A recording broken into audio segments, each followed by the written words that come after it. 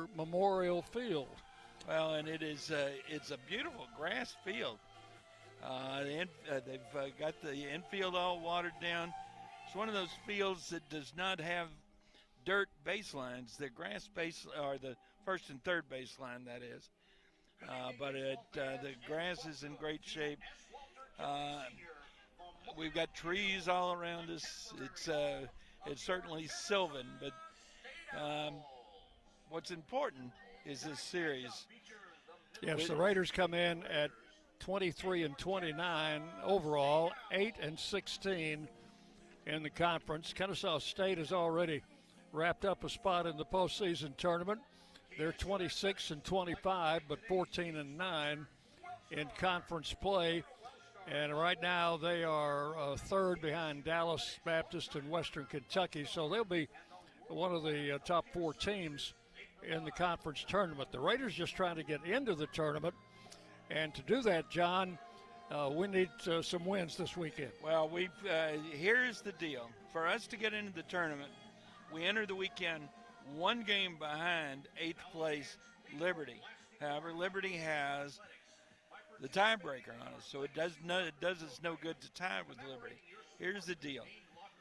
League leader Dallas Baptist is at Liberty. Liberty has not been playing great baseball. Dallas Baptist, if they go to Lynchburg and sweep, we have to win 2 out of 3 in this weekend series to make it into the tournament. And if Liberty wins one of those games, the Raiders will have to sweep here. That is right.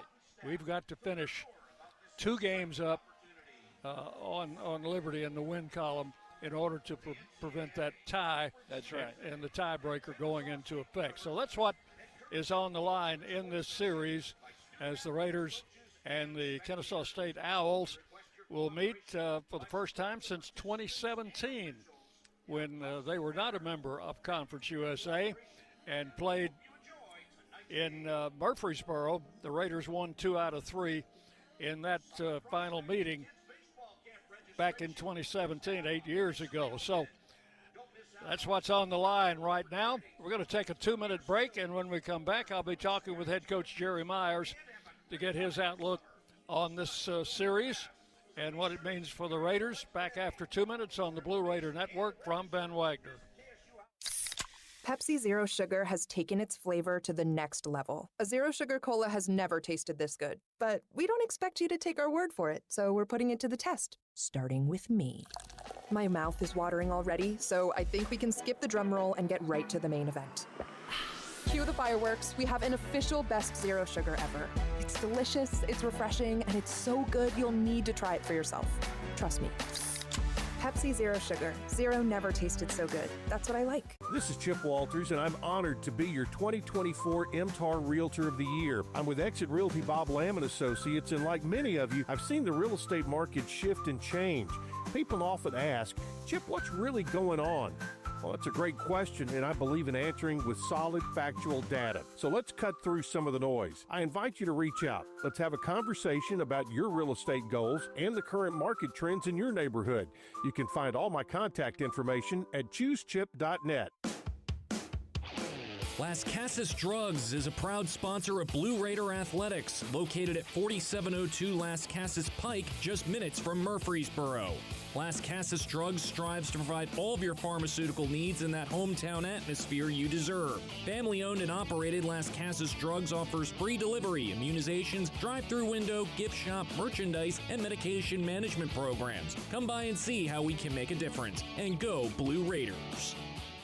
At State Farm, when home and auto work as a team, you score and save money. I'm State Farm agent Andy Wama. Give me a call at 615-890-0850 and let's work together to win big by saving money on home and auto. With the service you get from State Farm, you might think our car insurance costs more. I'm State Farm agent Andy Wama. Give me a call at 615-890-0850 and let me show you with discounts up to 40%. You may find it even costs less.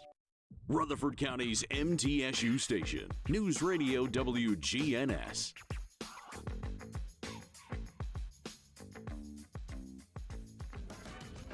Jerry, our last series in Conference USA in the regular season And as we talked about before, the Sam Houston series, it gets away fast, doesn't it? Yeah, it does. It goes by fast, and you get through that first non-conference pre-conference part of your schedule, and then you get into the meat of things, and then before you turn around, you're at the end of April, and you're going down the stretch. So definitely got here fast. It seems like at this point in time, but trying to focus on today and see if we can put our best foot forward. The last time we played Kennesaw, it was in one of those pre-conference games early in the season. We played them 3 or 4 times that way, but it's a little different when it's conference play, isn't it? No, absolutely. It's a lot different, but they've done a good job. New team in the league, and having to play in a off-site facility, and obviously they've got some really, really good arms, and they've been able to put together a good conference slate for them, and hopefully we can get them this weekend and put ourselves in a better spot. They have played all of their home games here.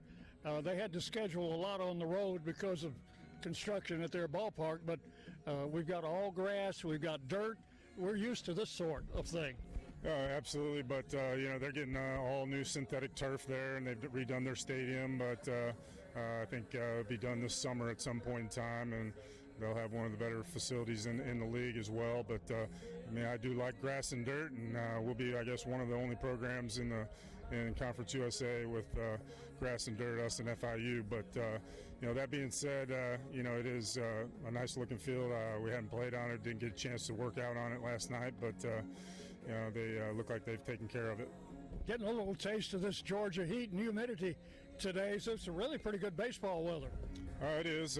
See what the wind does today once the sun goes down, but it's a good day. We're not looking at a chance of any rain like we have the last couple weekends, it seems, but hopefully, like I said, we'll have good weather all weekend, and we can play our best baseball.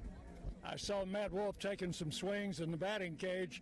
Is he available for this series if you need him? Well, Matt tore his labrum, and he's going to have surgery next Friday, but he is allowed to try to swing the bat. He cannot throw, and so he could be available for obviously some pinch hit duties or a bunt, base running, pinch runner, whatever it may be. But he's in the active list right now. All right, final question. Pitching plans for this weekend?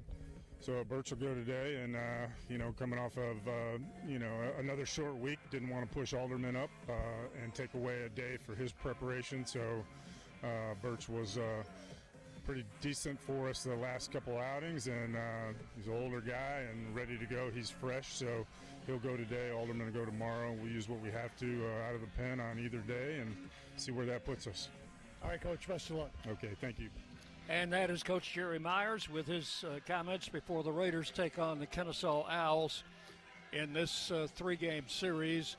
And I didn't really get into the scenario of what we need to do because he knows that, and all of the players are aware of that. So right. That goes without saying that they know that this is a very big series if they want the season to continue. That's right. That it's important what is going on up in Lynchburg. And fortunately, they're in the Eastern time zone. They will be starting at exactly the same time as us. And instead of waiting until the 7th inning, we'll keep you updated on that game. All the rest of the Conference USA will catch up with as we go to the bottom of the 7th inning. Okay, that sounds good. So stay with us then. We'll try to keep you updated on what's going on, not only in this game, but in the Liberty Dallas Baptist series. Well, the umpires are out, and the 2 head coaches meeting at home plate. Coach Coe is going over the ground rules. Ryan Coe in his 4th year as head coach here at Kennesaw. And as you can tell, John, he is a former catcher. He is at home plate with Coach Myers, who is a former pitcher. And they are going over the ground rules here. You can tell the difference between the two, can't you? In this off-campus stadium. Yeah. This stadium was built in 1951 to accommodate Southern Technological College, that has since become a part of Kennesaw State, and so their baseball facility became a part of Kennesaw State, and they've been using it this year while their stadium is being renovated, and as you just heard Coach say, it should be ready sometime this summer. So the ground rules being discussed at home plate. I forgot to ask down below about the yellow line on top of the outfield fence, whether if the ball hits that it is in play or is it a home run. I guess we'll have to wait and see. I hope we don't have to find out. I would doubt very much if we have replay capabilities here. We don't have a second first base, so we will just see how things go as we go along. Speaking of replays, I hope everybody was tuning into ESPN yesterday, because Eston Snyder's catch in the game up at Tennessee Tech the other night, pulling that home run ball back for the out, that made the highlight reels for ESPN. Yeah, I was bugging him a little bit about that before the game. He said, well, that's history now. So we will take a 2-minute break, and when we come back, we'll have starting lineups for you. 2 minutes on the Blue Raider Network from Van Wagner. At Middle Tennessee Electric, we see the lines that link us all, illuminating our neighborhoods, empowering our businesses, and helping us to recharge. Because we believe in the power of good energy. Whether it comes from our grids, the sun, or a kind heart. And as your family and our region continue to grow, you can trust that we'll always be there for you.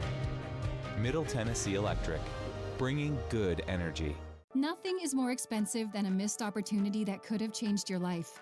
Maybe you're just graduating high school, or are working and need to earn a degree to advance your career.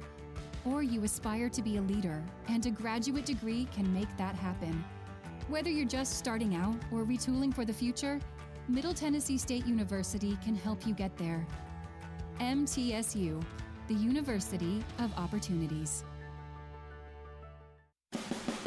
The Blue Raiders are winners in the classroom, on the field, and the courts. Richard Lewis here. I want you to win in real estate also. Buying, selling, auction here in Tennessee, or along the Gulf Coast, a second home, or investing. Give me a call to help start that winning process. 615-319-9981. Oh, I'm never too busy for your referrals. Richard Lewis, Exit Realty, Bob Lamb & Associates. Will Fraley, attorney at law, has experience you can count on. Former Blue Raider baseball player and MTSU alum Will Fraley serves Murfreesboro and the surrounding communities. Put a strong and experienced legal fighter on your case. Give Will Fraley a call, and he can handle all of your legal matters, including criminal and domestic or family law. Visit willfraleylaw.com or call 615-410-7290. The Blue Raiders play here. News Radio WGNS. Middle Tennessee and Kennesaw State tonight. Time for the starting lineups, brought to you by the Ascend Federal Credit Union. John, what do you got? Well, for the visiting Middle Tennessee State Blue Raiders, leading off be center fielder Eston Snyder. Brett Rogers, the right fielder, bats second. Batting third, Tyler Minnick. He'll be behind the plate tonight. Brett Von Dolan bats fourth. He'll be at third base tonight. Clay Badalak will be at second base. Bats fifth. Batting sixth will be the DH, Kenny McKinley. Keaton Ray bats seventh. He'll be in left field. Hayden Miller bats eighth. He'll be at first base. And the shortstop, Cooper Clapp, bats ninth. Landon Birch will be on the hill for the Raiders, and we'll give you his numbers later on. For the Kennesaw State Owls, leading off will be the left fielder, Nate Anderson. Batting second, the center fielder, Chris Cole. DH Donovan Cash bats third, and batting fourth, Jackson Chiarello. Batting fifth, the second baseman, Wesley Allig. Batting sixth, first baseman Cam Sudo. Batting seventh, the third baseman, Cooper Williams. Catcher Aaron Posey bats eighth. And the shortstop, Shamar McDuffie, bats ninth. On the mound will be a right-hander, Harry Kane. Well, the umpires are ready. The conference is broken up. Kennesaw, we're waiting for them to take the field, and then we never did get the names on the umpires, did we? No, but I will give them nicknames, but I'm afraid I would draw criticism if I did that. Don't do that. We're going to take 2 minutes, and we'll be back with first pitch. 2 minutes on the Blue Raider Network from Van Wagner. Today's game is brought to you in part by proud partners of Blue Raider Athletics, Grannis & Associates, certified public accountants. They provide a full range of tax preparation, accounting, and bookkeeping services for both business and individual needs. That's Grannis & Associates. Give them a call at 615-895-1040 or visit Grannis & Associates online at gcpas.com.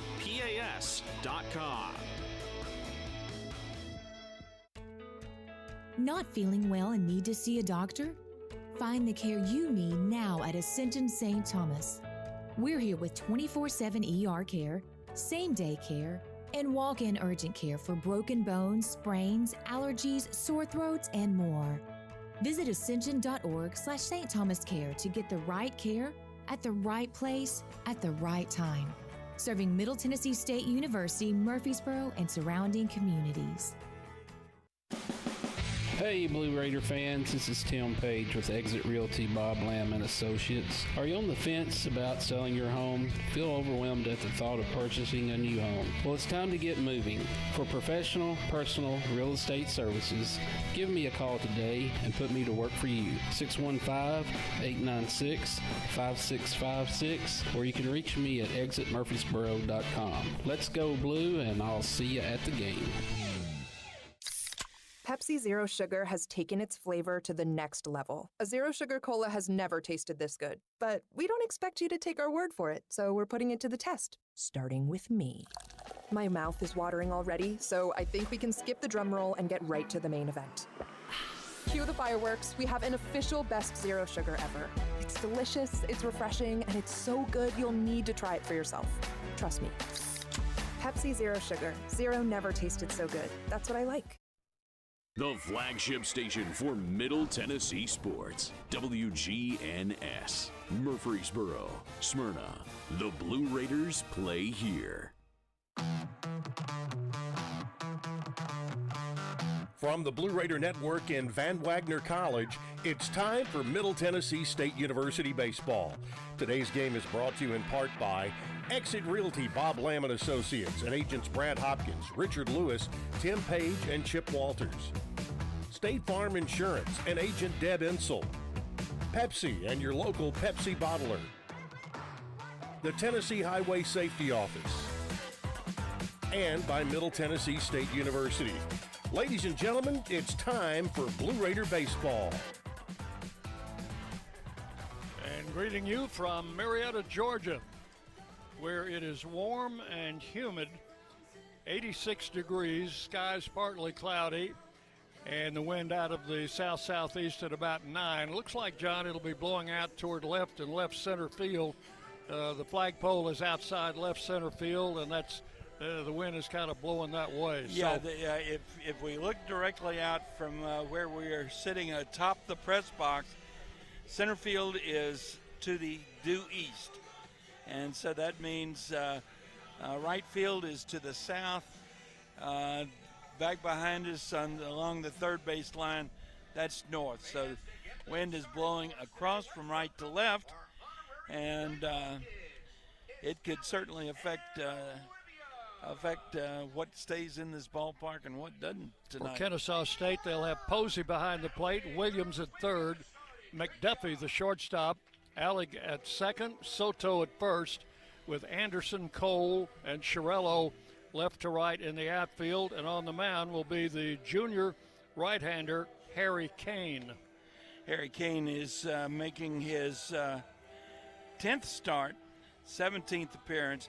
He's thrown 54 2/3 innings, given up 35 runs, 26 of them are earned, on 48 hits, 26 walks, 55 strikeouts. He got a 4.28 ERA, a 3-3 record.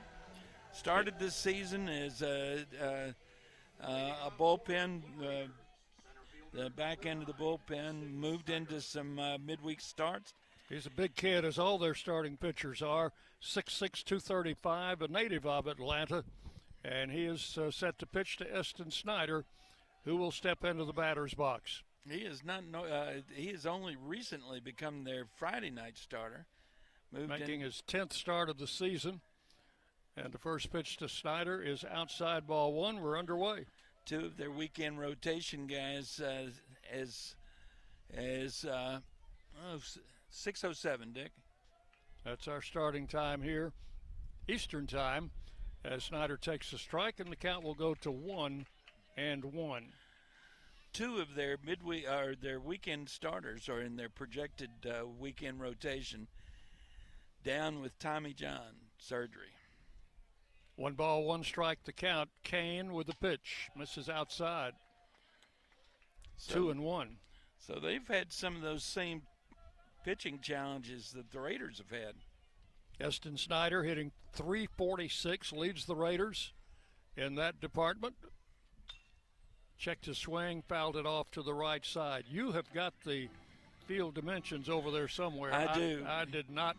Well, they're not posted. They're not on the fence. And I was told that they don't like to disseminate them.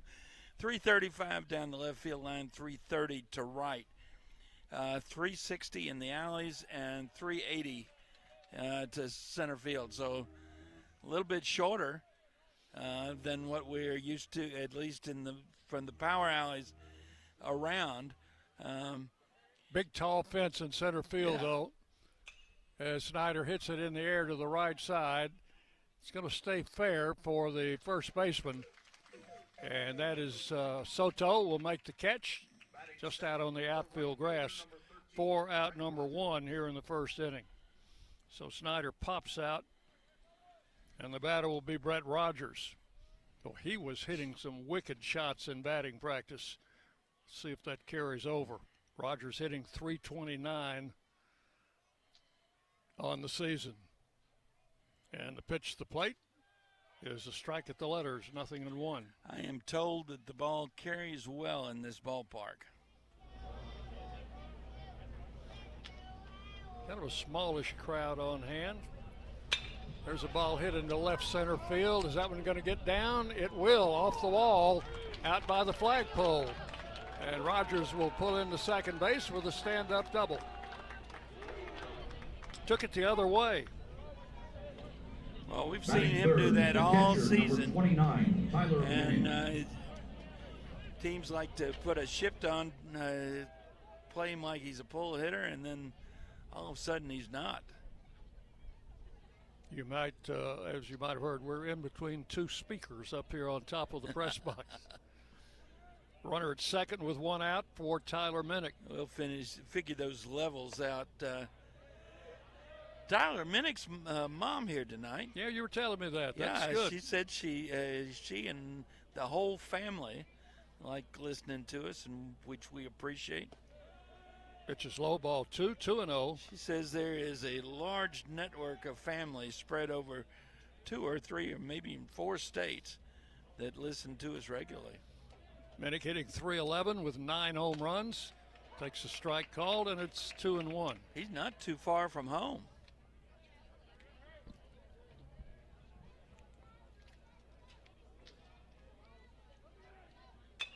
And a ground ball to the left side. Rogers has to put at second.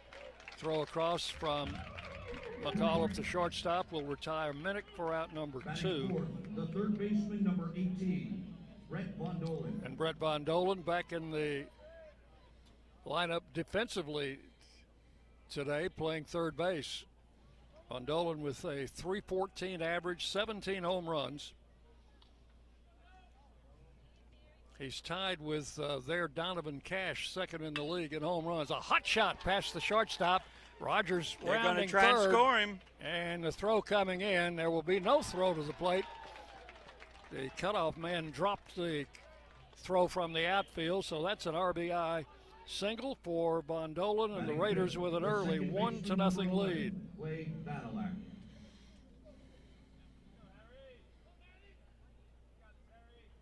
Second hit, first run off Harry Kane. Here's Badalak. Clay playing second base tonight. He's a left-handed hitter. Swings at the first pitch, fouls it straight back. Did you notice how that ball came back from the backstop? Yeah. It must be like a pitch back there. Some kind of padding, I think. One strike to count. The right-hander checks and throws outside, ball one. 1-1. The stands are elevated, looks like, 6 or 8 feet above ground level. We're a little bit more than that above ground level. We sure are. Swinging a foul to the screen, 1-2. But I tell you what, John, we've got the best seat in the house, and there's nobody standing up in front of us. There will be no one standing up in front of us. You're right Unlike about New that. Mexico State, where I had to look around heads for 3 straight games. 1 ball, 2 strikes, the pitch. Foul to the screen.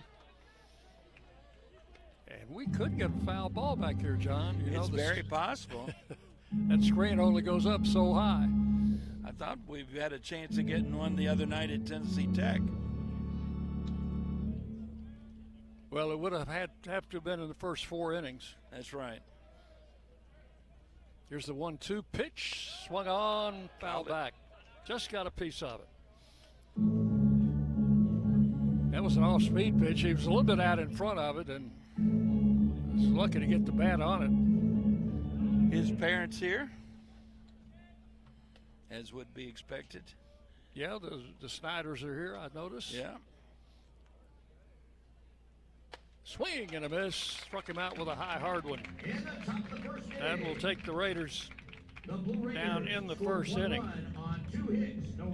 First strikeout for Kane. The Raiders pick up a run on 2 hits and 1 man left on base. We'll go to the bottom of the first inning. Middle Tennessee 1, Kennesaw State coming to bat. You're on the Blue Raider Network. From Van Wagner. When the arena lights dim for a concert, or when the crowd becomes one at a big game, you can almost feel like you're the biggest fan. But who's your biggest fan?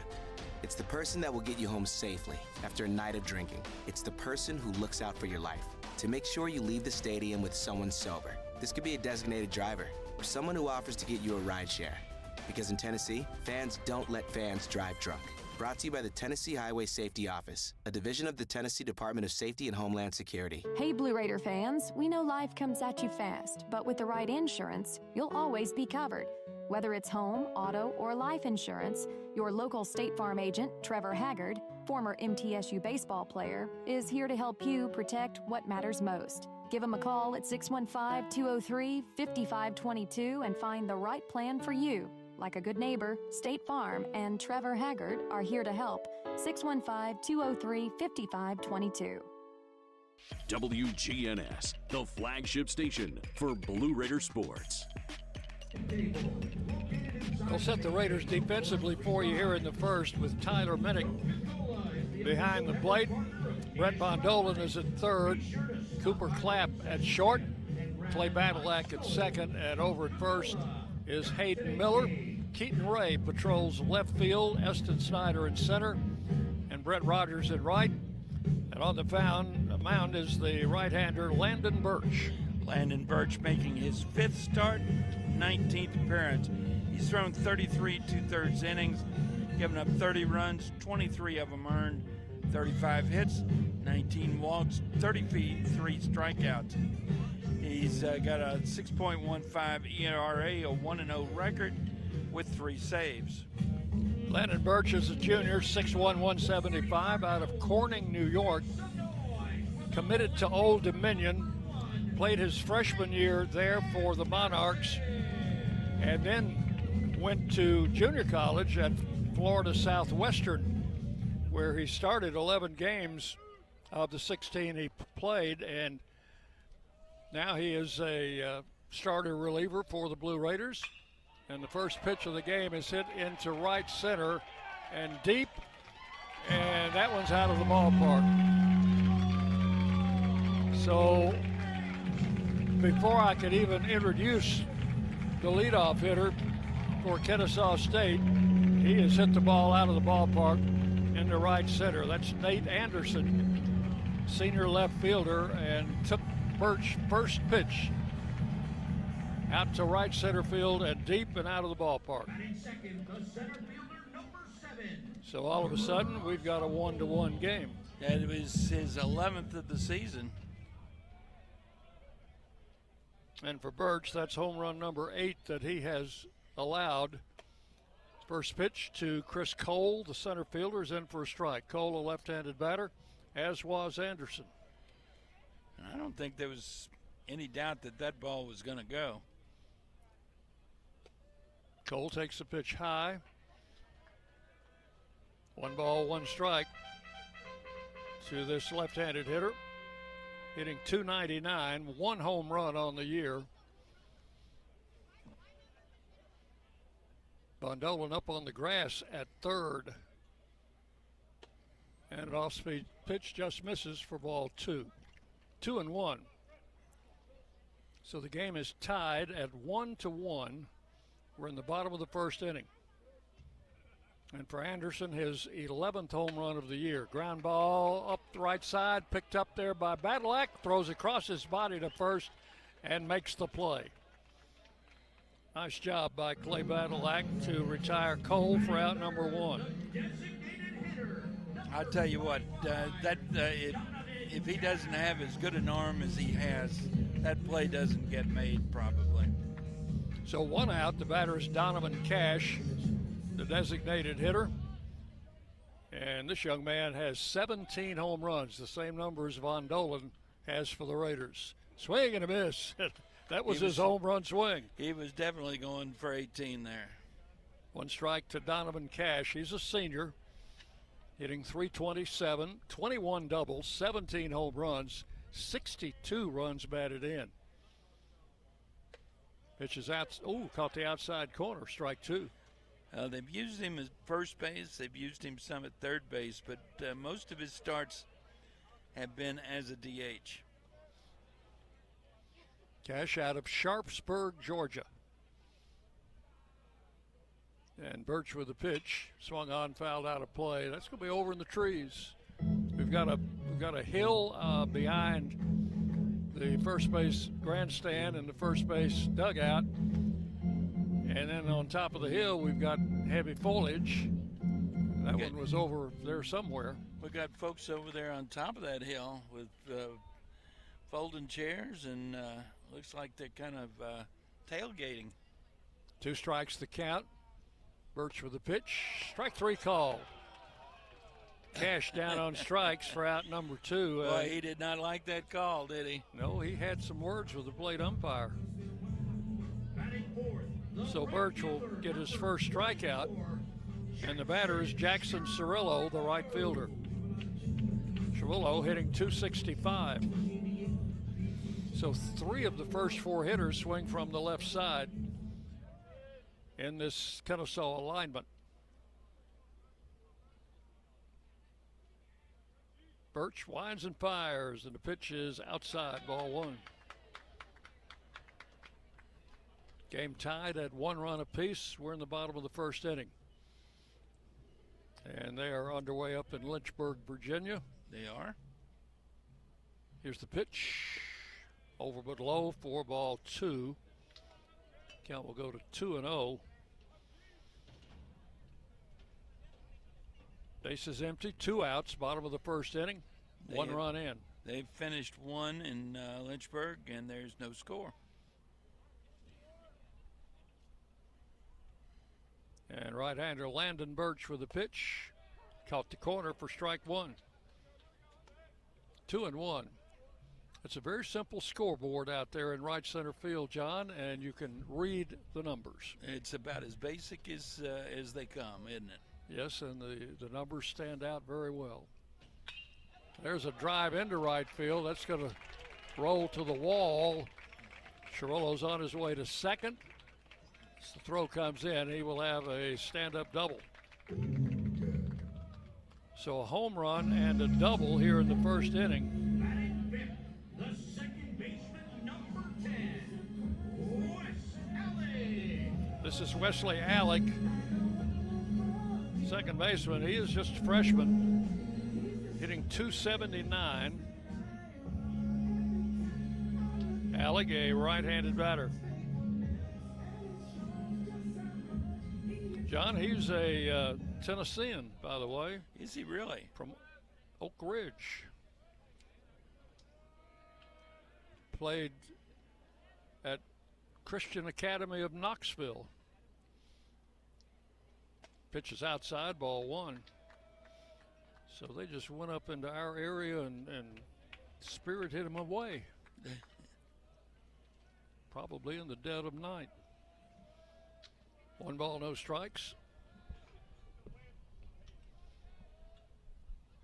Birch looks the runner at second, and the pitch is swung on and missed. Had him reaching for an outside pitch. 1 ball, 1 strike to count.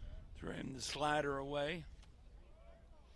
We've got all kinds of things we use as anchors up here as we're out in the very nice breeze blowing, by the way. Well, when it is blowing, it's Alec hits a little tapper back to the mound, picked up by Birch, underhand toss to first, and that's going to retire the side for the Owls in the first inning.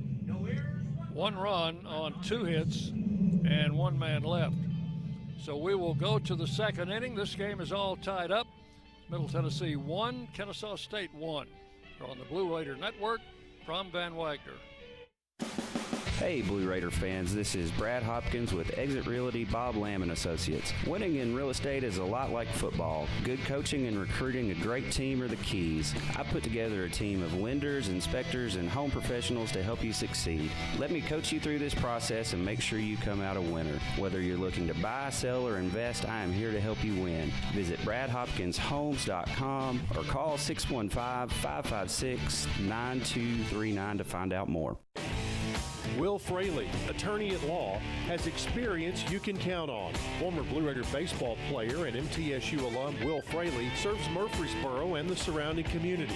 Put a strong and experienced legal fighter on your case. Give Will Fraley a call and he can handle all of your legal matters, including criminal and domestic or family law. Visit willfraleylaw.com or call 615-410-7290. You're listening to MTSU Sports on WGNS. And we go to the second inning. This game tied up at 1 run apiece. Harry Kane making his 10th start, and his last start was last Friday night in Dallas. Yeah, last Friday night, Dick, he went, got the start, went 3 2/3, gave up 3 earned runs, 4 hits, 4 walks, 5 strikeouts. So those 4 walks got him in a lot of trouble. He ended up taking the loss in a 7-5 Dallas Baptist win. They swept Kennesaw, did they not? Yes, they did. That's what I thought. And the last 2 games were run rule games, I think. For the Raiders, Kenny McKinley, the DH tonight, takes a cut at the first pitch, comes up empty. 1 strike to count to Kenny. Sophomore from Hendersonville, hitting .227, but he does have 7 home runs. Kane's pitch inside, 1 ball, 1 strike. McKinley, Keaton Ray, and Hayden Miller facing the right-hander Harry Kane. A little tap foul back to the backstop, and the count goes to 1-2 on McKinley. Kenny hasn't been in there in a while, so it's good to see him back in the lineup, and we know that he's got some pop in that bat. He could just as easily get that one out of here. Check swing, did not go, and the count goes to 2-2.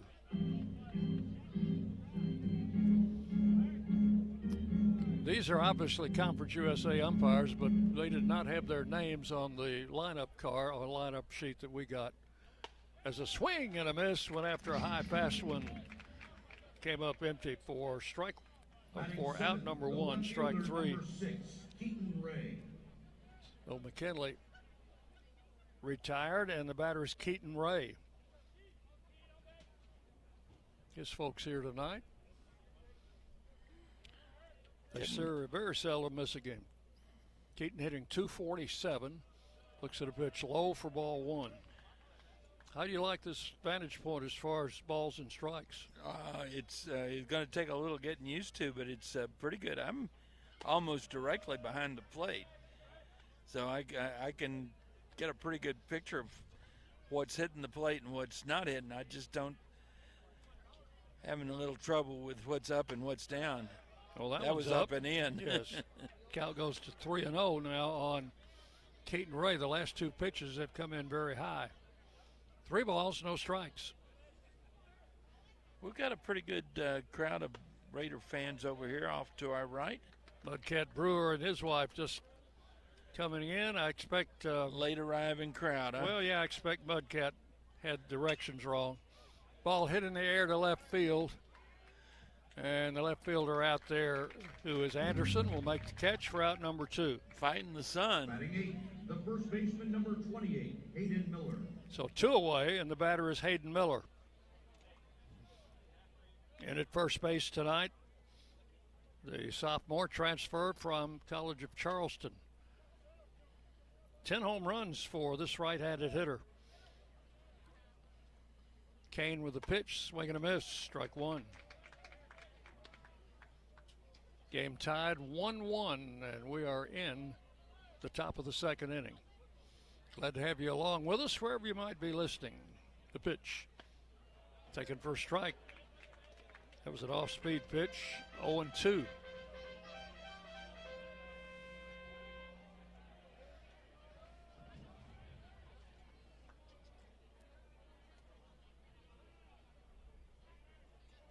Kane ready for the 0-2 and struck him out on 3 pitches. So the Raiders got to Kane for a run and 2 hits in the first inning, but he comes up with 2 strikeouts and sets them down in order in the second. So the Raiders go down with nothing across. We will go to the bottom of the second inning. Middle Tennessee 1 and Kennesaw State 1. You're on the Blue Raider Network from Ben Wagner. Today's game is brought to you in part by proud partners of Blue Raider Athletics, Granis & Associates, certified public accountants. They provide a full range of tax preparation, accounting, and bookkeeping services for both business and individual needs. That's Granis & Associates. Give them a call at 615-895-1040 or visit Granis & Associates online at gcpas.com.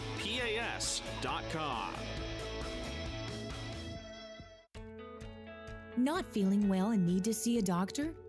Find the care you need now at Ascension St. Thomas. We're here with 24/7 ER care, same-day care, and walk-in urgent care for broken bones, sprains, allergies, sore throats, and more. Visit ascension.org/St. Thomas Care to get the right care at the right place at the right time. Serving Middle Tennessee State University, Murfreesboro, and surrounding communities. The Blue Raiders are on News Radio WGNS. And we go to the bottom of the second inning in a 1-1 game. Landon Birch making his 5th start of the season for the Blue Raiders. And as Coach Myers said before the game, had a pretty good outing in his last outing. I'm looking back, he started against Jacksonville, went 5 innings, allowed 3 runs, and was not involved in the decision. Raiders lost that game 8-4. You know that they would be absolutely thrilled if they could get another 5 innings with low run production against him tonight. Cam Soto leading it off. First 2 pitches out of the zone. 2 balls, no strikes to the senior first baseman. Soto. Or is it Suto? It's Soto, is what I was told. Suto. Yeah, that's right. Suto. Pitch caught the inside corner. 2-1 to Suto. He is a senior, native of Marietta, and a transfer, John, from Lee University. That's in Chattanooga, isn't it? And Dayton. Swing and a miss. Strike two. Or is that Bryant? That's in, what is it that's in Dayton? 2 balls, 2 strikes to Suto. 10 home runs on the year for this right-handed hitter. Birch winds and fires. Oh, it just missed. Yeah. Ball 3. Put it up around the letters. Full count. Yeah, it looked to me like he had. The plate. 1-3-2 the count. Suto leading off here in the second, and a little tap back to the mound. That's 2 that Birch has had hit back to him, and he throws him out at first. Consecutively. Ended the first inning with a little hopper back to the mound, and starts it out here in the second the same way. Cooper Williams, the third baseman, will stand in from the left side. Williams hitting .285 with 5 home runs. Asked for time I think Birch asked for time, wanted a new baseball. They're going to the bottom of the second up in Lynchburg. Dallas Baptist picked up a couple runs. They're leading 2-0 going to the bottom of the second. Birch with a pitch. Swung on, hit in the air to left center. That's going to carry. That's going to carry out of the ballpark. Out to the right of the flagpole out there. And about that same spot as Brett Rogers' double, except it cleared defense. This one cleared defense. And the second home run allowed by Birch. That will make it 2-1, Kennesaw. That's his 6th this season. Hit number 2, run number 2 off Landon Birch. What'd we lose, John? Binoculars fell off the table. 1 out. I think you got a water bottle down there somewhere. I do. Pitch to Posey is a strike called. He is the catcher. Right-handed batter, Aaron Posey, .238 average.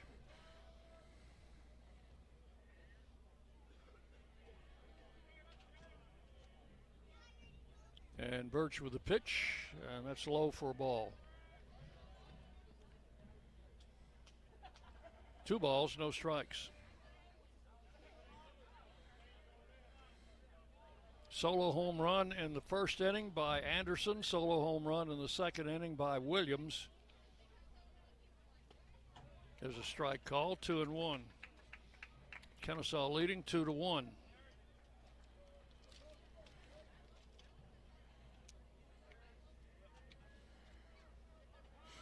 That was the third hit off Birch. Strike. And it's 2-2. Posey went to his knees with that swing. I think you could say that he was fully committed. 2 balls, 2 strikes.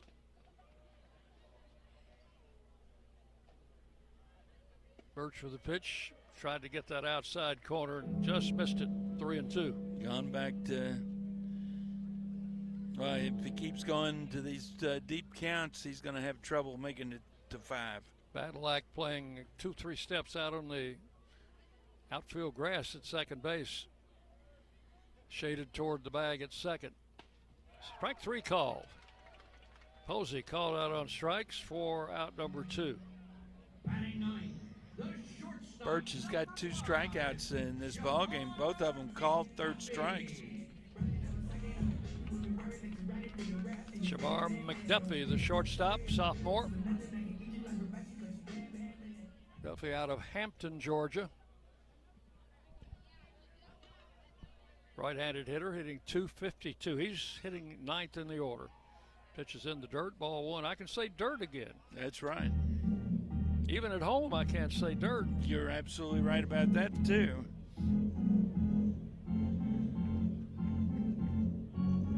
1 ball, no strikes. 2 outs, bases empty in the second inning.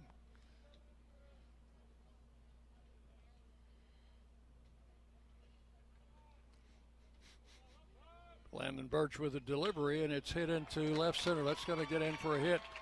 Fielded on 2 hops by Snyder.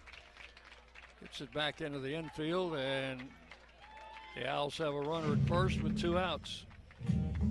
Hit number 4 for Kennesaw. We go back to the top of the order for Nate Anderson, who hit the ball out of the ballpark as the leadoff batter, and the first pitch that Birch threw in this game, Anderson hit it out. Well, let's see. If I'm calling these pitches for Birch, first thing I'm going to say is, whatever you threw before, don't throw it again. Runner at first base, McDuffie.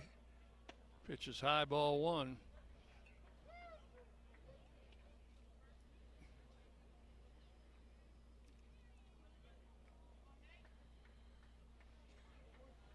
Kennesaw leading 2-1. We are in the bottom of the second.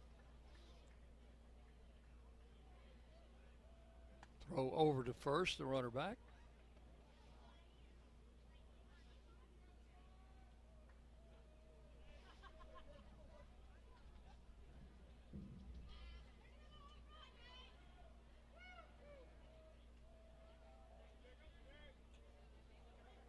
Landon Birch with the pitch. That one is ball 2. Minnick was out of the crouch ready to throw. McDuffie wasn't going anywhere. Took a great, very aggressive secondary lead, though. 2 balls, no strikes. Anderson, the leadoff man for the Owls, batting for the second time. A swing and a foul straight back, 2-1.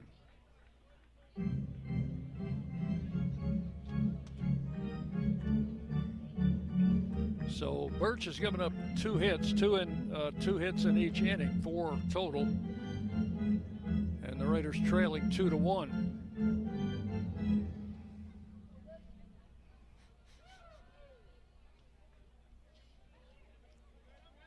Right-hander comes set and delivers high inside, 3-1. To Anderson, he's going to have to come in there with something or walk him. They'll have 2 men on.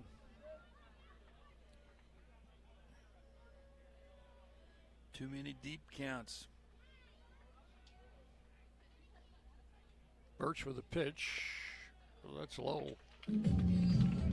First walk given up by Birch. Runners first and second with 2 outs. Almost looked like he was trying to be too careful. I think that's what Coach Myers thinks. He's on his way to the mound. Nothing going on yet in the Raider bullpen. Well, there's a little movement down there. We can actually see the bullpen from where we are. Which will be something we haven't been seeing on the road lately.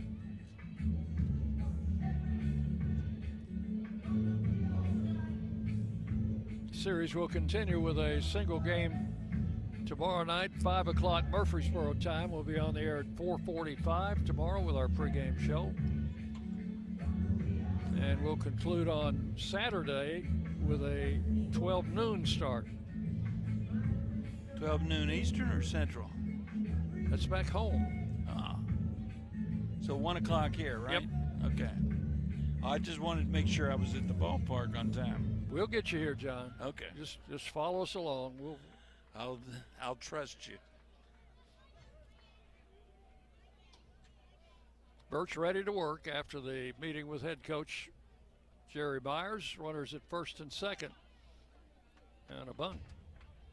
Bunted it foul. He wasn't bunting to sacrifice. No. Because there are 2 outs. 1 strike to Chris Cole. Landon Birch with 2 outs in the second inning, already up past 35 pitches. Said those deep counts. 1 strike to count to Cole. Outside for a ball, 1-1.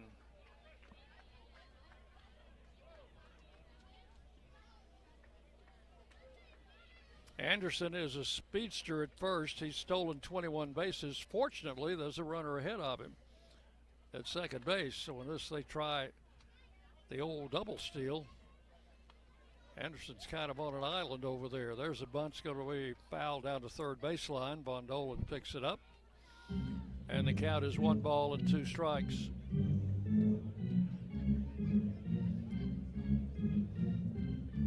You know who I saw the other night at after our game at home? I believe it was on Saturday.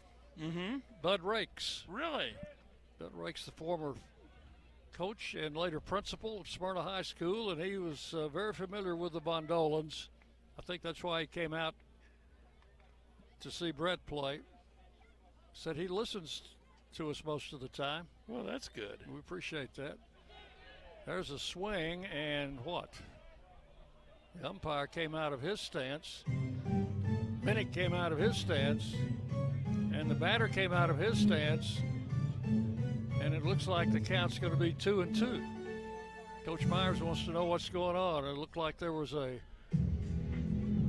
little 3-man dance going on around home plate. Just checking. He gets the explanation. 2 balls, 2 strikes to Chris Cole. Kennesaw in their home white uniforms. I think their colors are purple and gold. Yeah, those uniforms are pinstripes.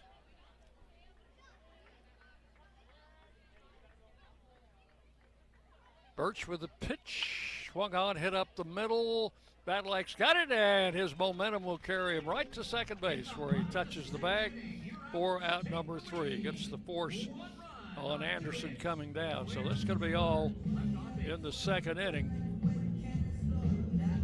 But the Owls on the scoreboard with another solo home run. 1 run, 2 hits, and 2 men left on base.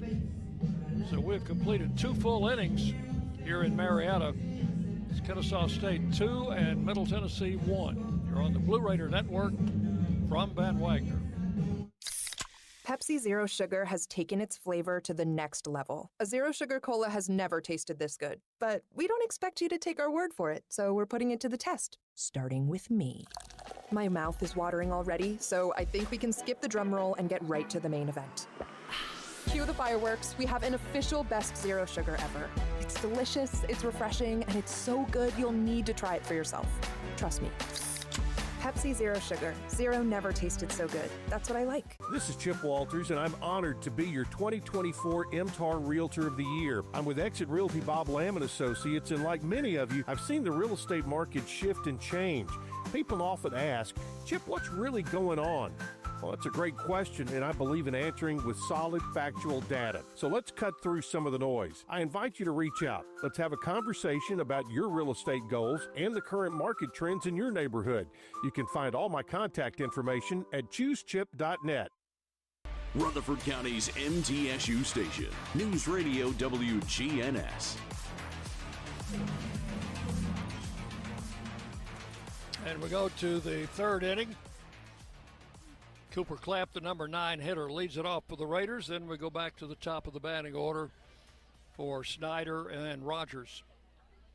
Cooper Clapp put one off of the scoreboard in right field during batting practice. Pitch to the plate, in for a strike. 0-1. Looked like he was driving the ball pretty well.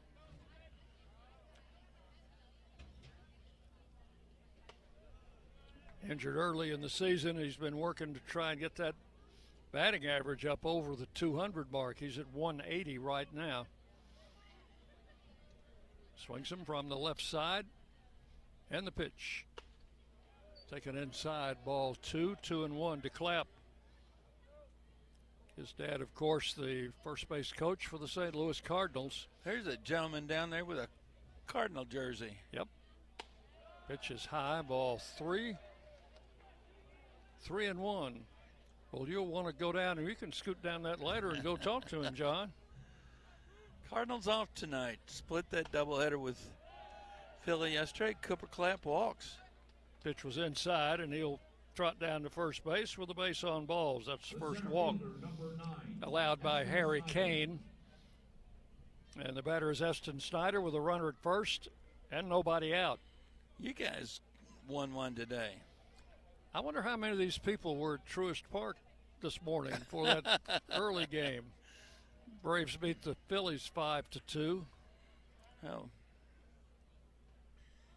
Clapp leads at first. Snyder did not show bunt. Takes a strike on the outside.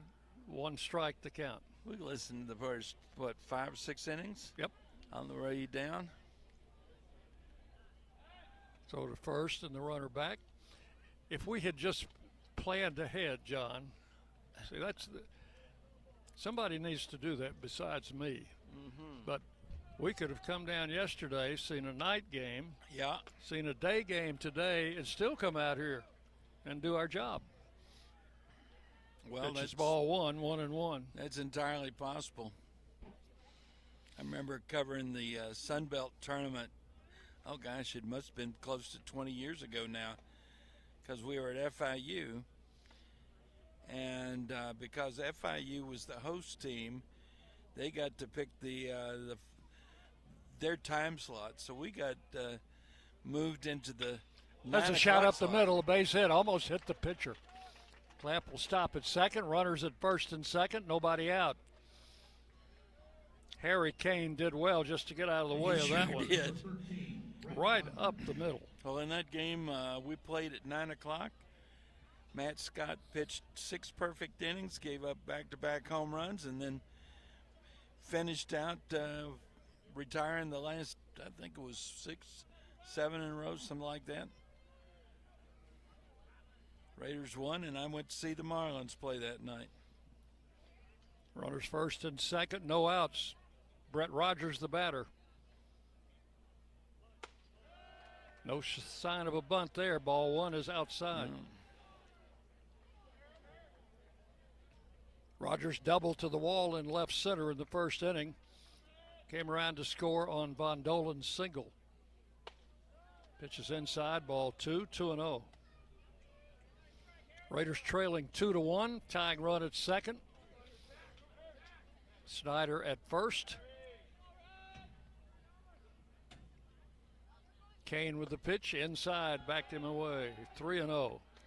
Oh, this is what got him in trouble last week at Dallas Baptist. All of a sudden he starts walking people, gets in trouble, and we're looking at a situation 3-0 here. And the pitch, high, ball 4. 4-pitch walk, 2 walks in the inning. The bases are loaded with no outs. And the batter is Tyler Minnick. And we're going to get a visit from the pitching coach. That would be Matthew Pessauer in his 4th year on the coaching staff here.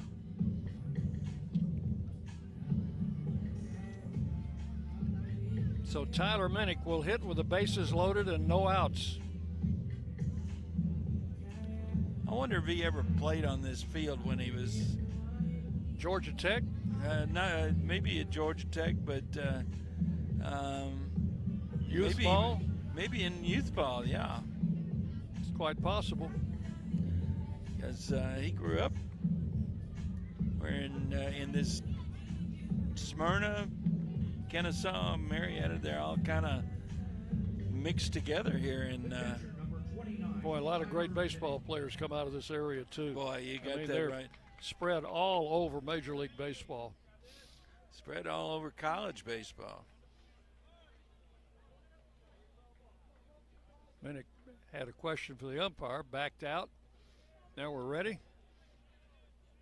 Bases are loaded with no outs. Got to get some runs out of this. Kane with the pitch, swing and a miss.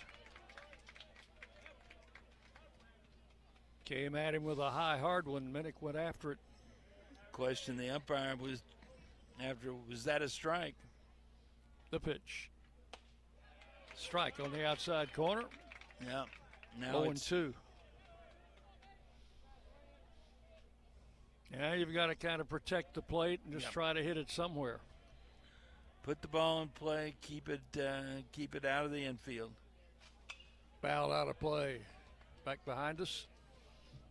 Count holds at 2 strikes.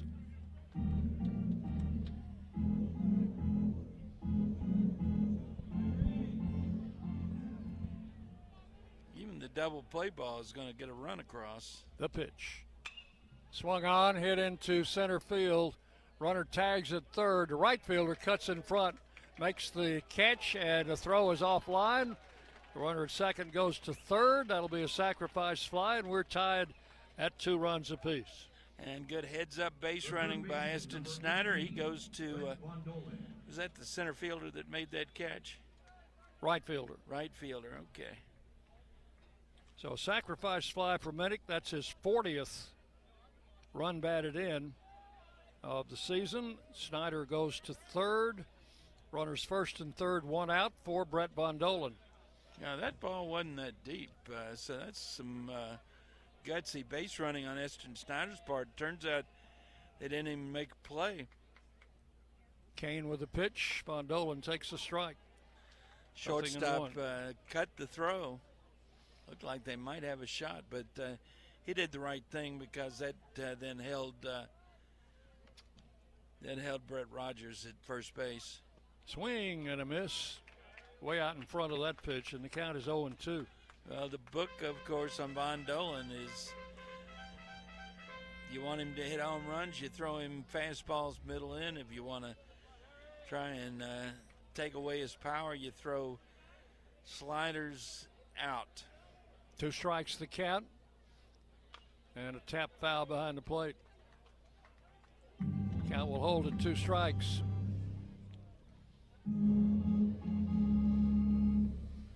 Two to 2, we are in the 3rd inning. Raiders batting, first and third, 1 out. Kane with the pitch high, inside, ball 1. 1-2 to Von Dolan. Clay Badalak on deck to hit next. Raiders in the first base dugout here. Very familiar territory for them.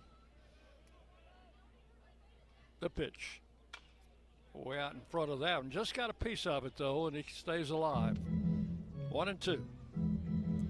See, we were in the first base dugout the other night at Tennessee Tech, weren't we? Yes, we were. First base dugout last Tuesday night at a week ago Tuesday up at Lipscomb. Throw to first, the runner back.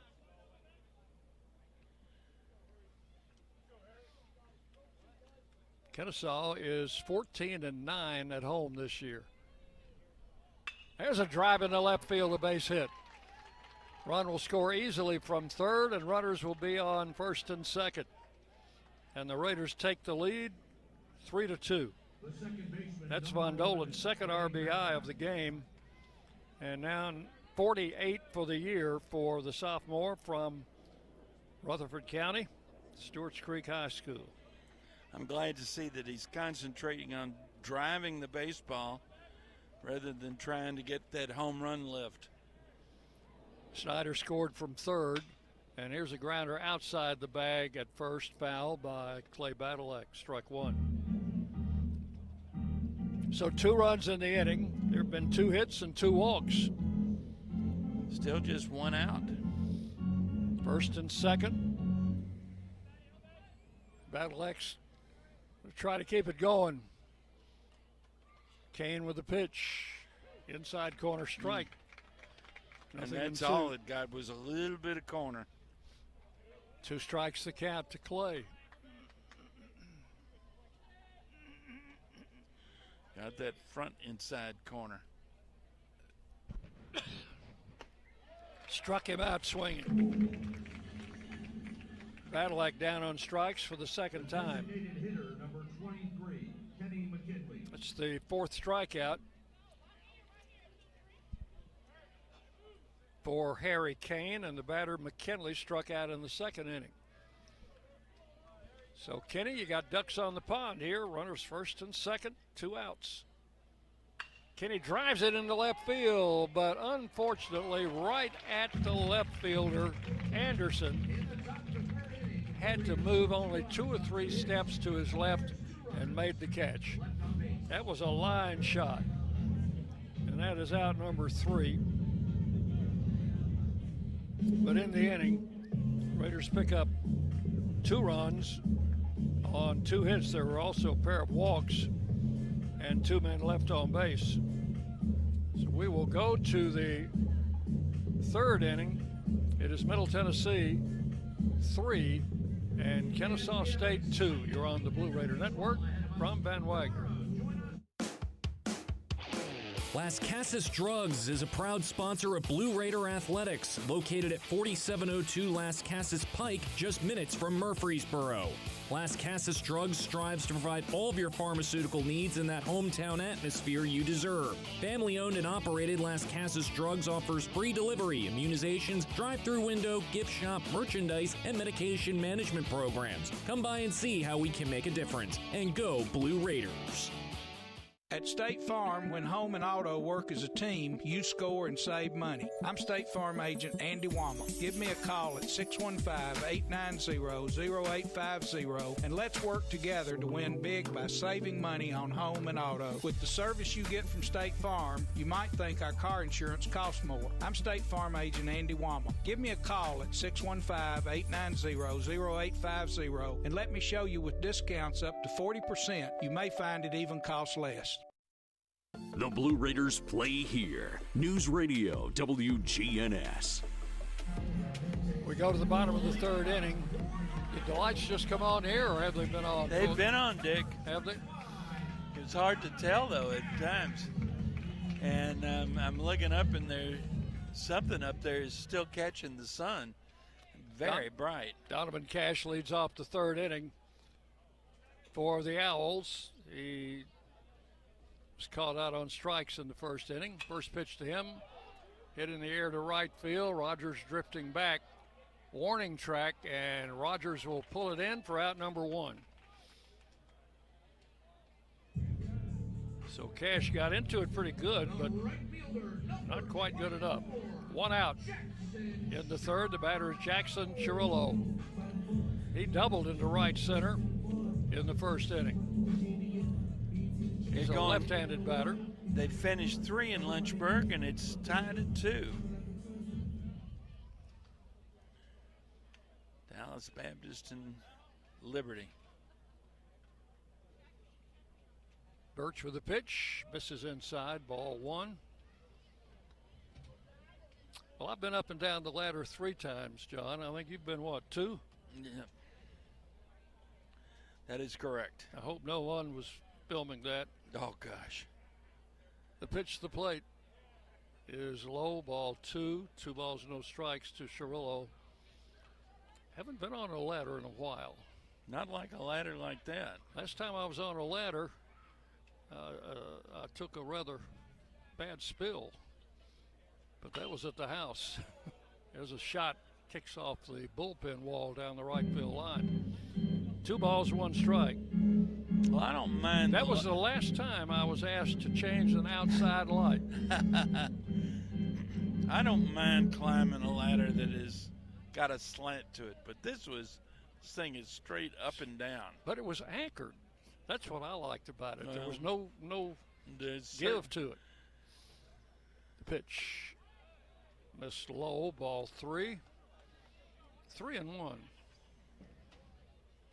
My body is built differently from yours, though. 3 balls and a strike. And Birch with a pitch, fouled in front of the Raider dugout. That was a hard foul ball. But the Raider dugout is protected with a screen that goes all the way to the roof of the dugout. So the players can watch at their leisure over there. Yeah, those dugouts are very, very close to the plate. 3 balls, 2 strikes. 1 out here in the 3rd. And Birch with the pitch. Line caught by Badalak at second base. So Chirillo with a bid for a base hit to right field is denied by Badalak. And that is out number 2. batter is Wesley Alec, the second baseman. The freshman from Oak Ridge, Tennessee. Made the last out of the first inning. Little comebacker to the mound. 2 outs, base is empty. And a little tap this time to third. It's going to be a tough play for Von Dolan. Picks it up, throws to first, dropped by Miller. Had it in the mitt and it popped out. That was an excellent play by Von Dolan. That's got to be an E3. We will watch the scoreboard. We have no communication with the stats crew here. Alec is the runner at first with 2 outs, and they still haven't put anything up. The batter is Suto, the first baseman. I've got an E3 in my book.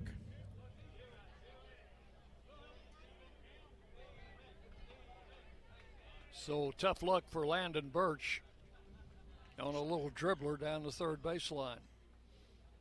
Runner at first, 2 outs. Suto hits it into right center. Rogers coming on. He will call off Badalak. Rogers makes the catch in shallow right field. And that is going to be all in the third inning. Apparently they gave him a hit on that, John. It looks like it. Wow. Infield hit. No runs, 1 hit, and 1 left. Here are your totals after 3 innings for Middle Tennessee. 3 runs, 4 hits, no errors. For Kennesaw State, 2 runs, 5 hits, no errors. Raiders lead it 3-2 as we go to the 4th inning on the Blue Raider Network from Van Wagner. At Middle Tennessee Electric, we see the lines that link us all, illuminating our neighborhoods, empowering our businesses, and helping us to recharge. Because we believe in the power of good energy. Whether it comes from our grids, the sun, or a kind heart. And as your family and our region continue to grow, you can trust that we'll always be there for you. Middle Tennessee Electric, bringing good energy. Nothing is more expensive than a missed opportunity that could have changed your life. Maybe you're just graduating high school, or are working and need to earn a degree to advance your career. Or you aspire to be a leader, and a graduate degree can make that happen. Whether you're just starting out or retooling for the future, Middle Tennessee State University can help you get there. MTSU, the University of Opportunities. WGNS, the flagship station for Blue Raider sports. Raiders lead 3-2 as we go to the 4th. Let's pause 10 for station identification as you listen to Middle Tennessee baseball. The flagship station for Middle Tennessee sports. WGNS, Murfreesboro, Smyrna. The Blue Raiders play here. Keaton Ray lines the first pitch in the 4th inning into left field. It's going to roll all the way to the wall. And Keaton will pull in the second with a stand-up double. Nice job of opposite field hitting. The first baseman, number 28, Hayden Miller. So Keaton Ray with his 10th double of the season is the runner at second with no outs, and the batter is Hayden Miller, who went down swinging on 3 pitches in the 2nd inning. Left fielder was playing Ray to pull, so he had a long way to go.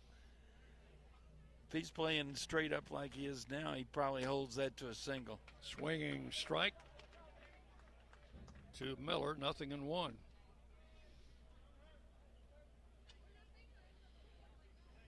Keaton Ray at second base with no outs.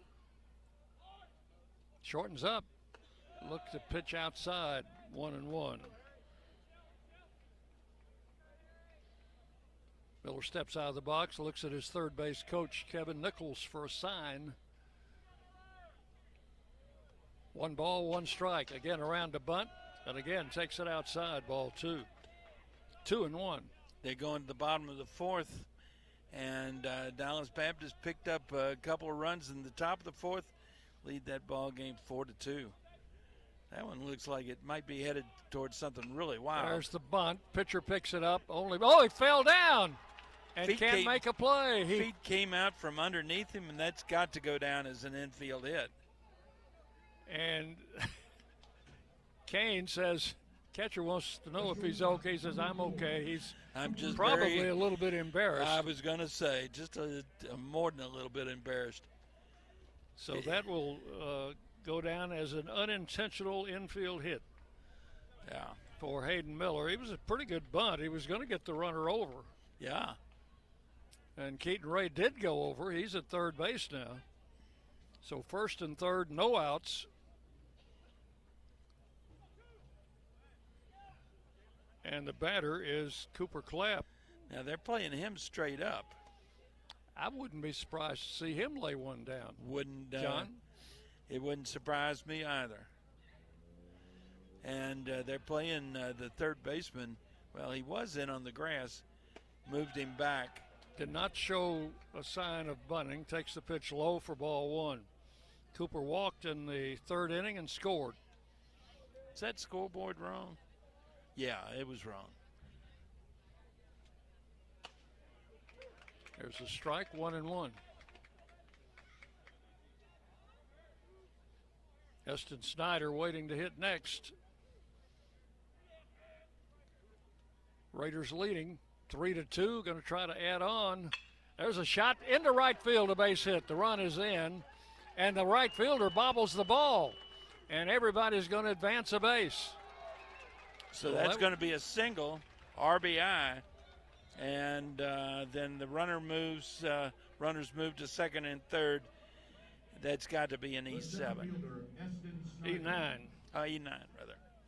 So runners at first and second. That will be an error on the right fielder. He just let that ball get by him. Yeah, there you go. E9. So runners now on the board now. Runners now at second and third. Still nobody out. And Clapp with a timely hit, and it was no fluke there. That was a solid base hit to right field. And we got another visit to the mound, and I'm wondering if there's Kane hasn't got some kind of issue with his hand, like a blister maybe. Raiders leading 4-2, and while the conference continues on the mound, Coach Nichols and the runner at third, who is Miller, both go into the dugout to confer with Coach Myers.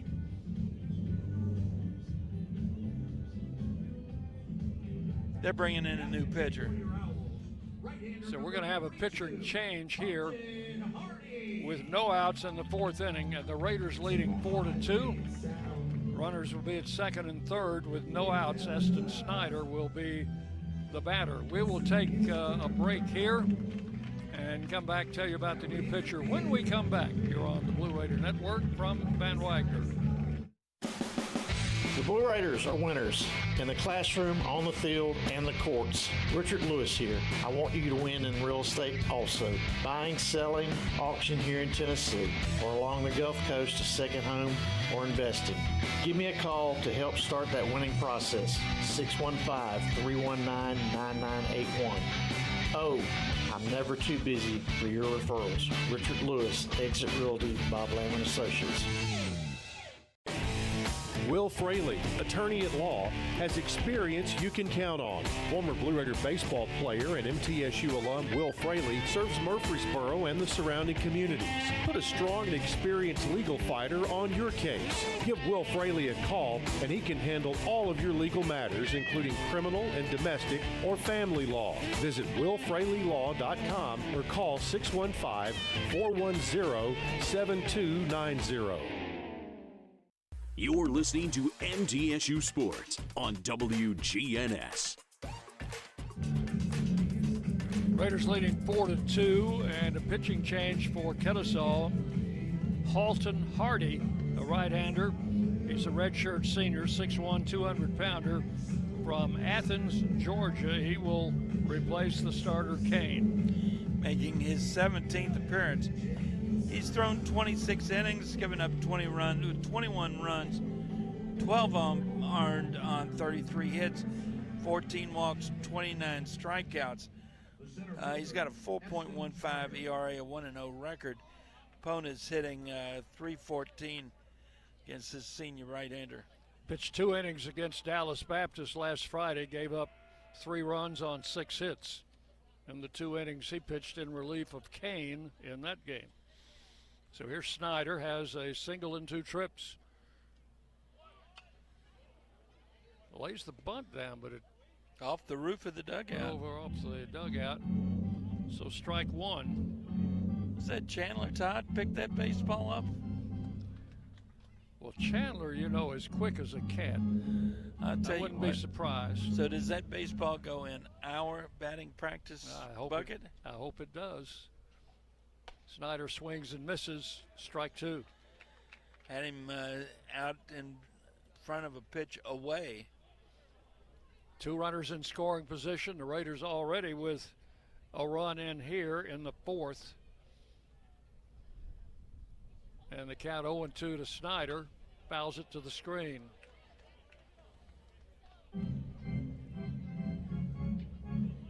Four runs, 7 hits for the Raiders. 2 runs, 5 hits for the Owls. It's the first game of a 3-game series. Snyder with a 2-strike count. Hardy with the pitch. That one's popped up, foul, and that's going to go back on the hill. Out of play. Back behind us. Count holds at 0-2. You know, so many times we're sitting there in our booth up at Reese Smith Field and things go up and over, and we haven't got a clue where they're going. We can tell, can't we? We can see everything now. Pitch is low and outside, ball 1. Yeah. That was a good take by Snyder. Well, that was pretty close to that pitch that he swung at earlier in the at-bat, that first strike. 1 ball, 2 strikes the count. 2 men on, need to get them in. The pitch. Oh, just inside, ball 2. Oh, I thought that had played. It must have been up. I don't know how you can take a pitch that close. But Snyder took it for ball 2. 2-2. I thought it had the corner. Hardy out of the stretch and hit him. That'll load the bases with nobody out and bring up Brett Rogers. The right fielder, Brett Rogers. So Miller is at third, Clapp at second, and Snyder now at first, no outs, and Brett Rogers, who has doubled and walked. He's been on base both times.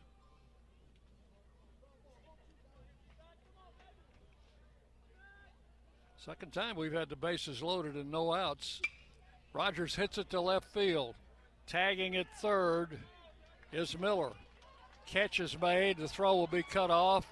Runners hold at first and second. A run in, and it is 5-2. The catcher, Tyler So Rogers drives in a run with a sacrifice fly to left field. 1 out. Runners first and second. The batter is Tyler Minnick. Minnick had a sacrifice fly in the last inning with the bases loaded. The pitch. Strike called, 0-1. Cooper Clapp out at second base. The last runner that is a responsibility of the starter, Harry Kane. 5 runs already in. Minnick fouls it straight back. 0-2 the count. Von Dolan would be next. Raiders trying to add on, and they have added 2 runs here in the 4th inning. It is 5-2.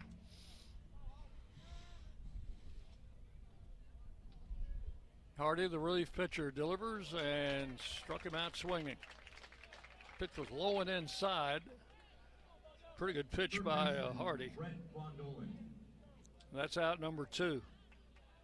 Here's Von Dolan, 2 singles and 2 trips.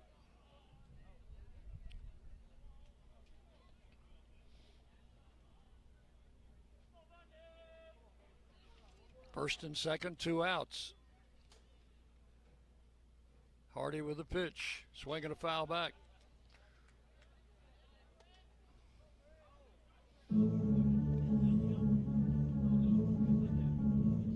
Raiders up here 5-2. 2 men on, top of the 4th inning. 2 runs have already scored. Swing and a miss. Strike 2. Came at him with heat. He's not used to seeing the fastball.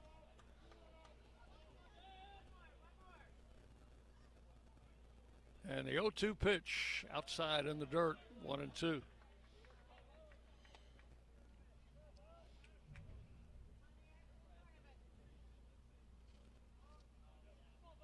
Clapp at second base, Snyder at first. Struck him out swinging. So Hardy comes in after hitting the first batter. He does a good job, gets 3 straight outs, 2 of them strikeouts. And for the Raiders, 2 runs on 3 hits. There was an error and 2 men left on base.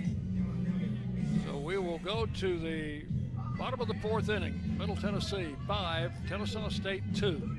You're on the Blue Raider Network from Van Wagner. Today's game is brought to you in part by proud partners of Blue Raider Athletics, Grannis & Associates, certified public accountants. They provide a full range of tax preparation, accounting, and bookkeeping services for both business and individual needs. That's Grannis & Associates. Give them a call at 615-895-1040 or visit Grannis & Associates online at gcpas.com.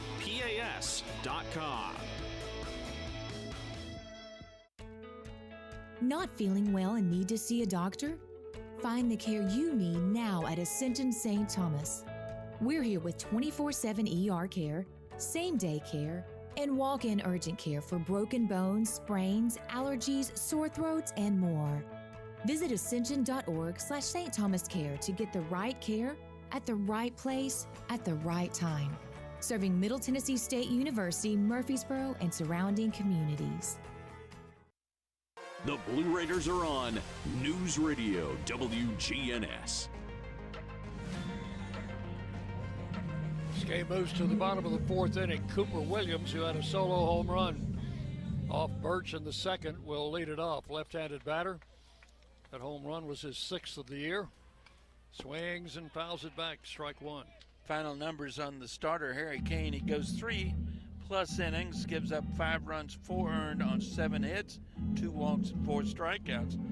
And up in Lynchburg, they've gone to the 5th inning. Pitch by Birch is high, 1-1. Check in on that. Yeah, they've just gone to, they're in the top of the 5th.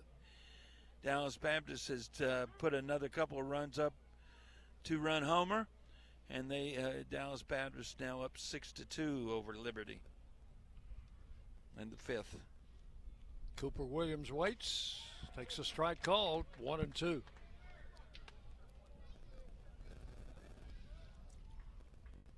That breeze starting to feel very nice, Dick. It is. We can take full advantage of it up here. We also have a little tent up above us in case it rains. Which is better than we got at Tennessee Tech the other night.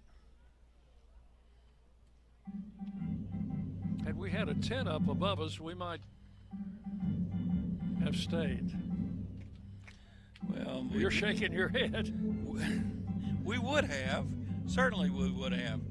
But under the circumstances. There was an awful lot of water up there and an awful lot of electronic stuff, and I just didn't think it was not feasible it would to not stay. have been wise. 1 ball, 2 strikes. The pitch swung on, hit into shallow left field. Keaton Ray coming on. He got there in plenty of time. That ball was hit so high, he had time to come in and settle under it to make the catch for out number 1. Cooper Clapp had time to get back. And had he not been called off by Ray, which is the right play, he could have made it. Here's the catcher, Posey. He's called out on strikes in the 2nd inning. Right-hander Landon Birch with the pitch, and it is outside, ball 1.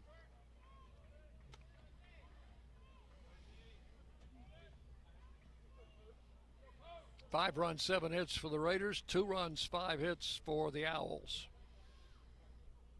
Swing and a miss. Might have caught Minnick. Yeah, he fouled that ball off. Home plate umpire walking a baseball out to him, giving Minnick a... Minnick wishes it was a miss. Yeah.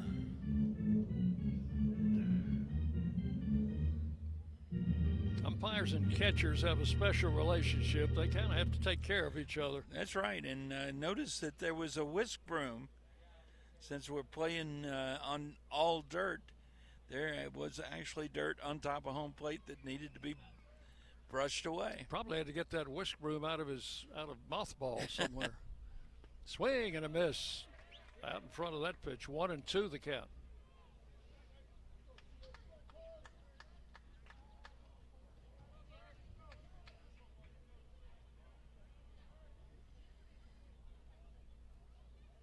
Right-hander Landon Birch winds and fires, and a little tap to the mound. He backhands it, fires to first, and that's out number 2.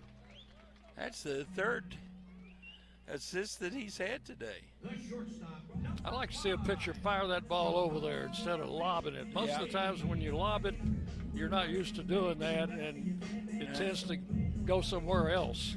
And the first baseman is expecting he throws his timing off as well. So 2 outs. The batter is McDuffie, the shortstop. 252. He had a base hit, singled in the second inning, and hits this one past the diving shortstop into left field, and that is his second hit. So a 2-out single for McDuffie will bring up the top of the batting order. It's hit number 6 off Landon Birch. The batter will be Anderson. Had a leadoff home run in the first inning and walked in the second inning.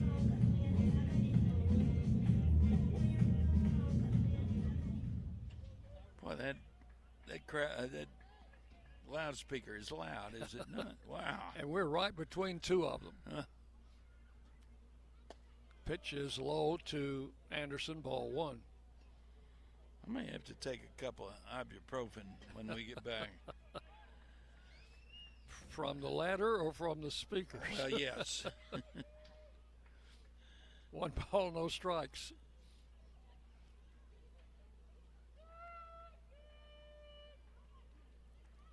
Long look by Birch, the pitch. Low for ball 2. 2-0. Birch got the first 2 batters here in the 4th, and McDuffie single to left. He's at first base. And a 2-ball, no strike count to Anderson.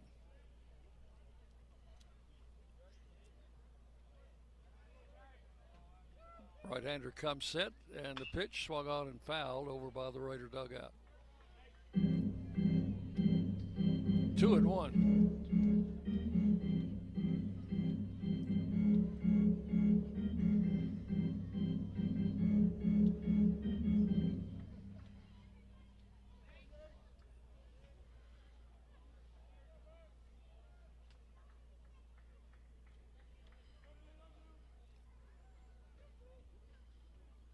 Birch with a 2-1 delivery, misses high, ball 3.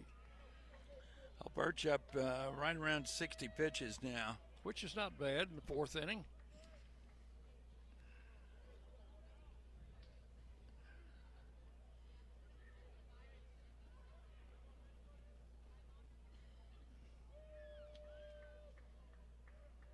Needs to get another one of those comebackers. There's a shot foul down by the Blue Raider bullpen. That had somebody hopping. Yes, it did. It rolled out into fair ground, and Rogers will go pick it up, throw it right back to the bullpen. So the count will be 2-2 now to Anderson. Look what they did. Isn't that great? Who is that down there?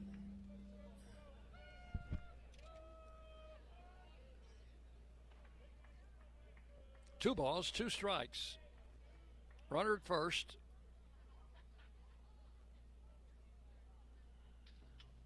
He's going. Ball 3, and no, I'm sorry, that was ball 4. It was 3-2. So that's going to put runners at first and second with 2 outs. That was Colin Kerrigan. They took that throw from Brett Rogers in the bullpen, and he threw that ball to a couple of kids back on the hill. Don't you know they're thrilled? So now, first and second. They might turn into Blue Raider fans. 2 outs. Here's Chris Cole. Because of that. What do you think? Well, we need all the fans we can get down here. The pitch. That one's low, ball 1. Don't need one of those 2-out rallies, and Coach Myers is going to make a trip out there to see if we can prevent that. Nobody. Are we about to get a change here? I don't think there's anybody throwing down there. No, that's just somebody coming back this way to get some instructions. Batter's going to be Chris Cole. Birch has gotten him out both times he's been up.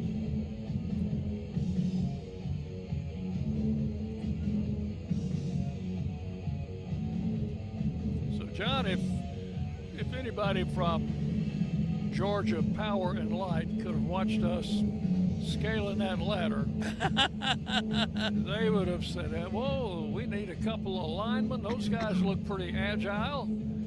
Let's go put them out on the telephone pole. Not a chance. Not a chance. 1 ball, no strikes to Cole. Coach Myers back after his visit to the mound, and Birch is ready to work. And the pitch. Off-speed pitch, misses outside. 2-0. Did you ever see that old Alfred Hitchcock movie with Jimmy Stewart, Vertigo? I've seen that, yes. Well, that would describe me on that ladder. 2 balls, no strikes. Don't look down. There's a drive to right field. That's trouble. That's fair. 1 run will score. They're going to score 2. Here comes the second run in. And the runner is headed to third, and he is in there with a triple. That ball right down the line and then went into foul ground. And before Rogers could get it back in, both runners had scored. And the batter, Cole, is at third with a triple. So now it's a 5-4 game.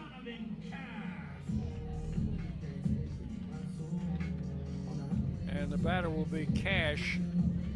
And of course, all of this with 2 outs. All this with 2 outs. Birch has retired Cash twice on a strikeout and a deep fly. And the pitch to the plate, outside in the dirt, stopped by Minnick, ball 1. You know, for years, you and I have talked about that hardest out in a ball game, number 27. A lot of times, and I think the hardest out to get is the third one in an inning. Runner at third. That's the tying run at third with 2 outs. And Birch to the plate, swinging a foul. That ball was up. Cash had a big cut. That was going to be difficult for him to do anything with up in his eyes. So we got a left-hander. Here are the 2 young men from the bullpen. Express that had that baseball. It's like Mom has gone and retrieved him from the hill. 1 ball, 1 strike. Birch with the pitch. Over but low, ball 2. 2-1. We're going to get some action in the Raider bullpen. That looks like Kerrigan throwing to me. It looks like it, yes. That's exactly who it is. Outside, ball 3. Well, 3-1. One of the things about Kerrigan, he has started enough that he's stretched out. So if we could get out of this 4th inning still up, kind of expect, they're going to walk him intentionally. Not going to give him that 3-1 pitch. No. And I don't blame him. This guy's got 17 home runs. And swings like he could send that baseball to Athens. First and third, the batter is Cirillo. He's hit the ball hard twice, double to right center, and a line out to second base.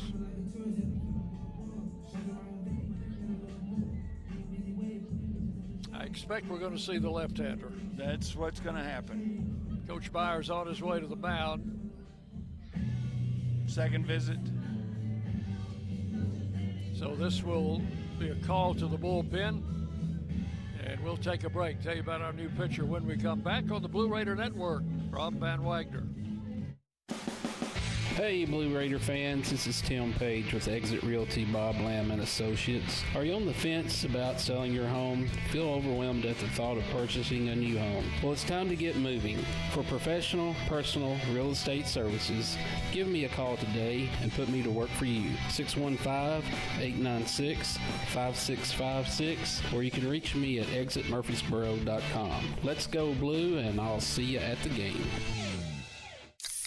Pepsi Zero Sugar has taken its flavor to the next level. A Zero Sugar Cola has never tasted this good. But we don't expect you to take our word for it, so we're putting it to the test, starting with me. My mouth is watering already, so I think we can skip the drum roll and get right to the main event. Cue the fireworks. We have an official best Zero Sugar ever. It's delicious, it's refreshing, and it's so good you'll need to try it for yourself. Trust me. Pepsi Zero Sugar. Zero never tasted so good. That's what I like. Rutherford County's MTSU station, News Radio WGNS. So the Raiders make a pitching change here in the fourth. Left-hander Colin Kerrigan is in, and he has been a weekend starter for about the last 3-4 series, but he is in relief here in the fourth inning with runners at first and third and 2 outs. Well, one of the things you like about this move is because he has been a starter, he's stretched out, so you could get, you would hope that you get to get 3, 4, 5 innings out of him. Kerrigan making his 13th appearance, all but 6 of them in relief. What's that, 7 reliefs, 6 starts? Anyway, 33 in the third innings, giving up 32 runs, 25 earned on 45 hits, 22 walks, 26 strikeouts, 6.75 ERA, an 0-3 record. He will face the left-hander Jackson Cirillo, who doubled and then lined out against Landon Birch. Those who don't have any final numbers on Birch yet, but the 2 runners on base are his responsibility. Yeah, to this point, he went 3 2/3. He's given up 7 hits, 3 walks, 2 strikeouts. He's allowed 4 runs so far, all earned. And like you said, Dick, those 2 runners on base at first and third also belong to him.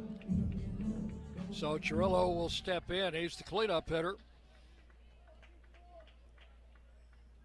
Betts from the left side facing the lefty Kerrigan. And the first pitch, and for a strike, 0-1. Raiders leading now 5-4.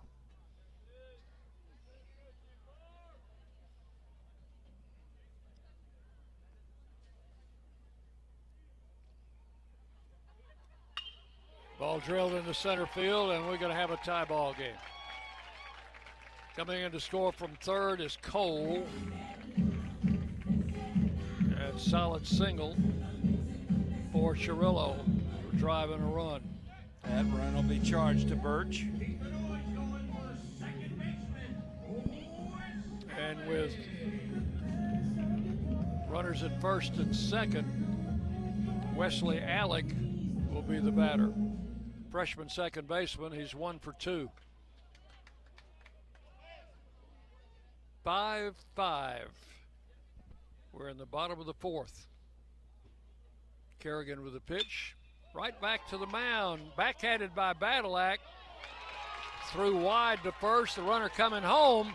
The throw goes past Minnick. and everybody's safe. The runner comes in to score from second base. That's Cash. Chirillo goes all the way to third. Alec, that will have to be called a hit. And then error on Badilac's throw, I expect. Well, I think the real error is on the throw. I don't know. Well, Badilac's throw. I think the error is going to be on Hayden Miller on the throw that he made that allowed the runner to go to second base. I think that run would have scored anyway, but we'll debate that later. Runners first and second. The batter is Suto, who has bounced out and flied out. So Kennesaw's taken the lead here 6-5, and all of this with 2 outs in the 4th inning. And this is the 9th batter of the inning.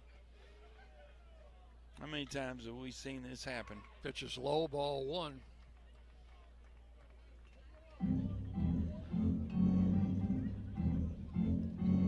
So that closes the book on Landon Birch.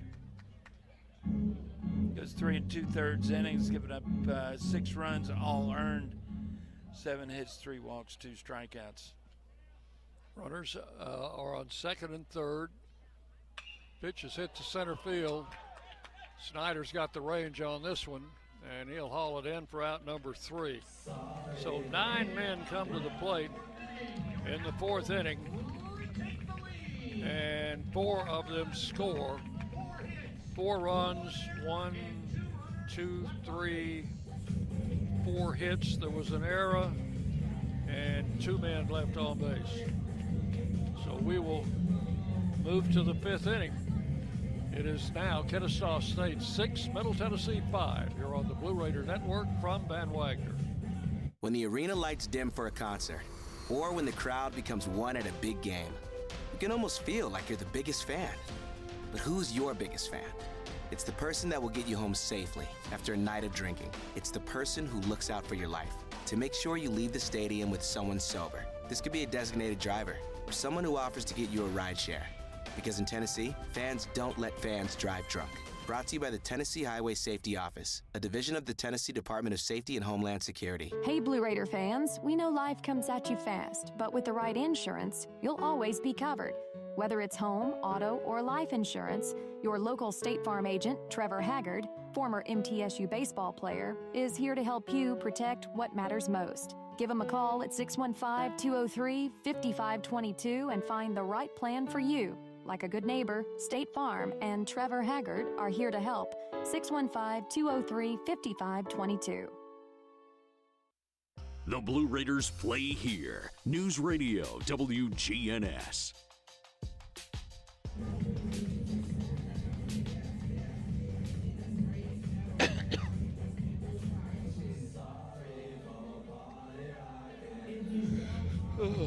So we go to the 5th inning. Raiders now trailing 6-5, but have shown ability to put runs on the board. We'll see what will happen here in the 5th. Clay Badilak will lead it off. He has spanned twice. Badilak, McKinley, and Keaton Ray against the right-hander, Hardy. Second pitcher used by the Owls. First pitch to Clay is low for ball 1. They've just gone to the bottom of the 6th in Lynchburg. Dallas Baptist 6, Liberty 2.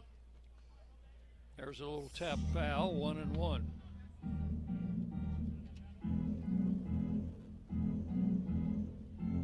What we're looking at, folks, is that Dallas Baptist needs to win that game in Liberty, and the Raiders need to win this game here.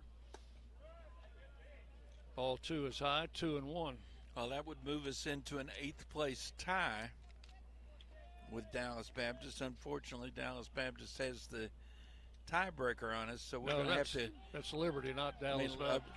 Liberty, rather. Ground ball to first, and first baseman, there's Suto, will take it and make the play unassisted for out number 1. Whatever I said just then was wrong, disregarded, right? 1 out. Never mind. Here's McKinley. He struck out and flied to left, actually lined out to left field. Hit the ball hard. Takes the pitch high for ball 1. Well, we've put up a couple of runs in both of our last 2 innings. Swinging strike, and it's 1-1 to McKinley.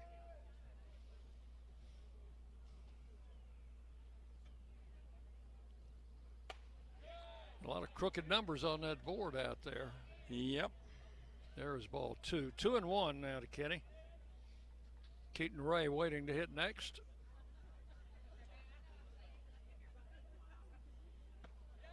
Ball is low, and it's 3-1.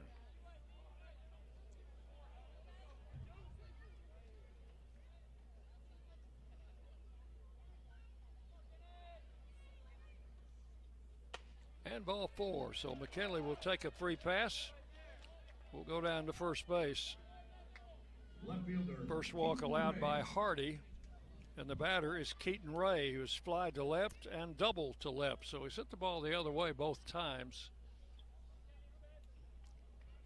And despite that, they're giving him a big hold on the left side of the infield, playing the left-handed hitter to pull. Pitches inside, ball 1. Even though he doubled to the left field corner his last at bat? Yep. Only one infielder between second and third. Throw to second, and the throw McKinley has bounced. Stolen that base. Yeah, that throw bounced about 2 feet in front of second base. And McDuffie had to come off the bag to make sure that ball didn't get by him. Pitch was ball 2. It's 2-0, and Kenny with his 5th stolen base of the season. Down at second base with 1 out. That one gets past the catcher, and McKinley's going to go to third. That'll be a wild pitch. And the count is 3-0.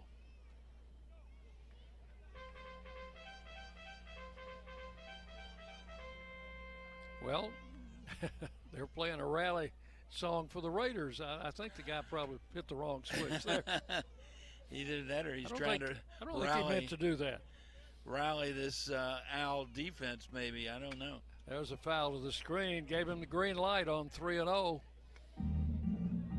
Had a good swing on the ball. 3-1. McKinley, the tying run at third with 1 out. Wow, a lot of hitting room up the middle.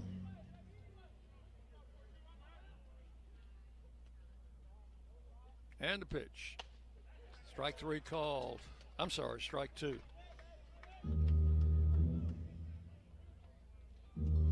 So he was swinging 3-0 and taking 3-1. And now it's 3-2. Swing and a miss. Struck him out. Just muscled up on him. Out number 2. Third strikeout for Hardy. And the batter is Hayden Miller. Has struck out, had an infield hit in the 4th. That was that bunt where the pitcher fell down. That's right. Swing and a miss, strike 1. Hardy's got a pretty good fastball there. He's already struck out 3. Swing and a foul tip. Catcher's mitt, 0-2.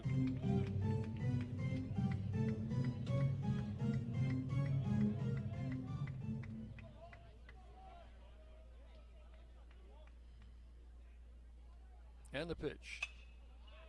Spoil that one out of play. That was ball 1, but Miller went after it and fouled it off. Back up on the hill. So the count remains 2 strikes. I think I saw a couple of young people go after that baseball. One of them's grabbed it. And the pitch. High outside. Trying to get him to reach for that pitch, and it's 1-2. Well, his bat would have to have been about, 18 inches longer?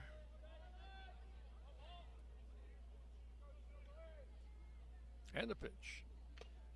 Swing and a foul tip off the catcher's mask. He stays alive. 1-2. Cooper Clapp waiting to hit next.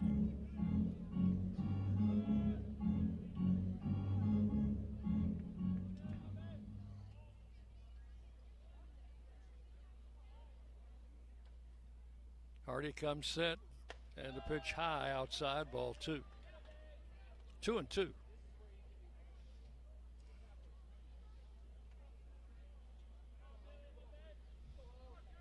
McKinley at third, 2 outs. Raiders down by a run. And the pitch. Struck him out swinging on a bad pitch outside. So Hardy strikes out 2 in the inning. He now has 4 strikeouts in the 2 innings that he has worked and has not given up a hit.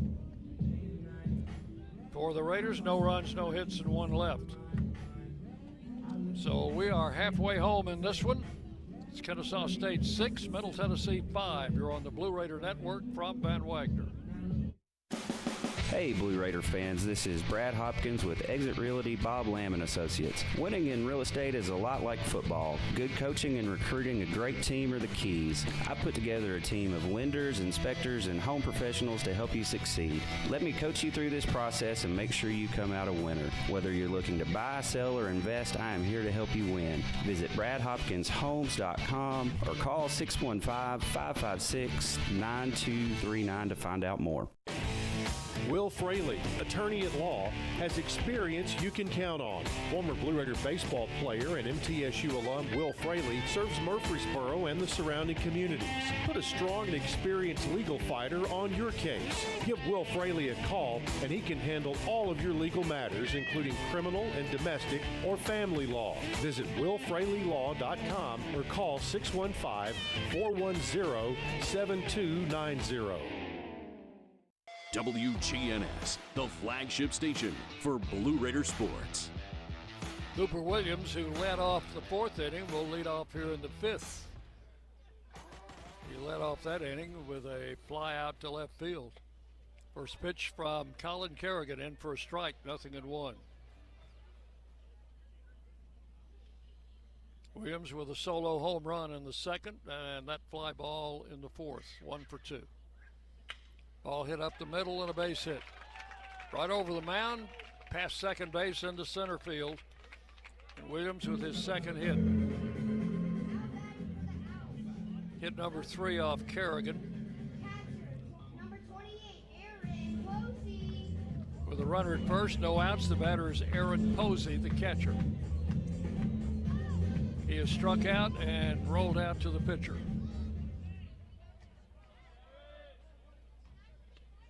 Posey bats from the right side. Kerrigan checks the runner at first. Pitches high, ball 1.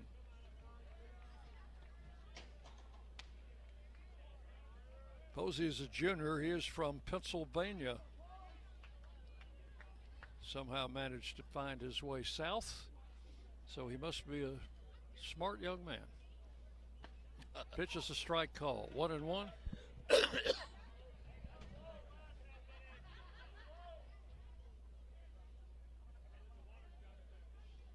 Runner at first, no outs. Just tired of cold winters. He's showing bunt. Kerrigan throws to first, the runner back.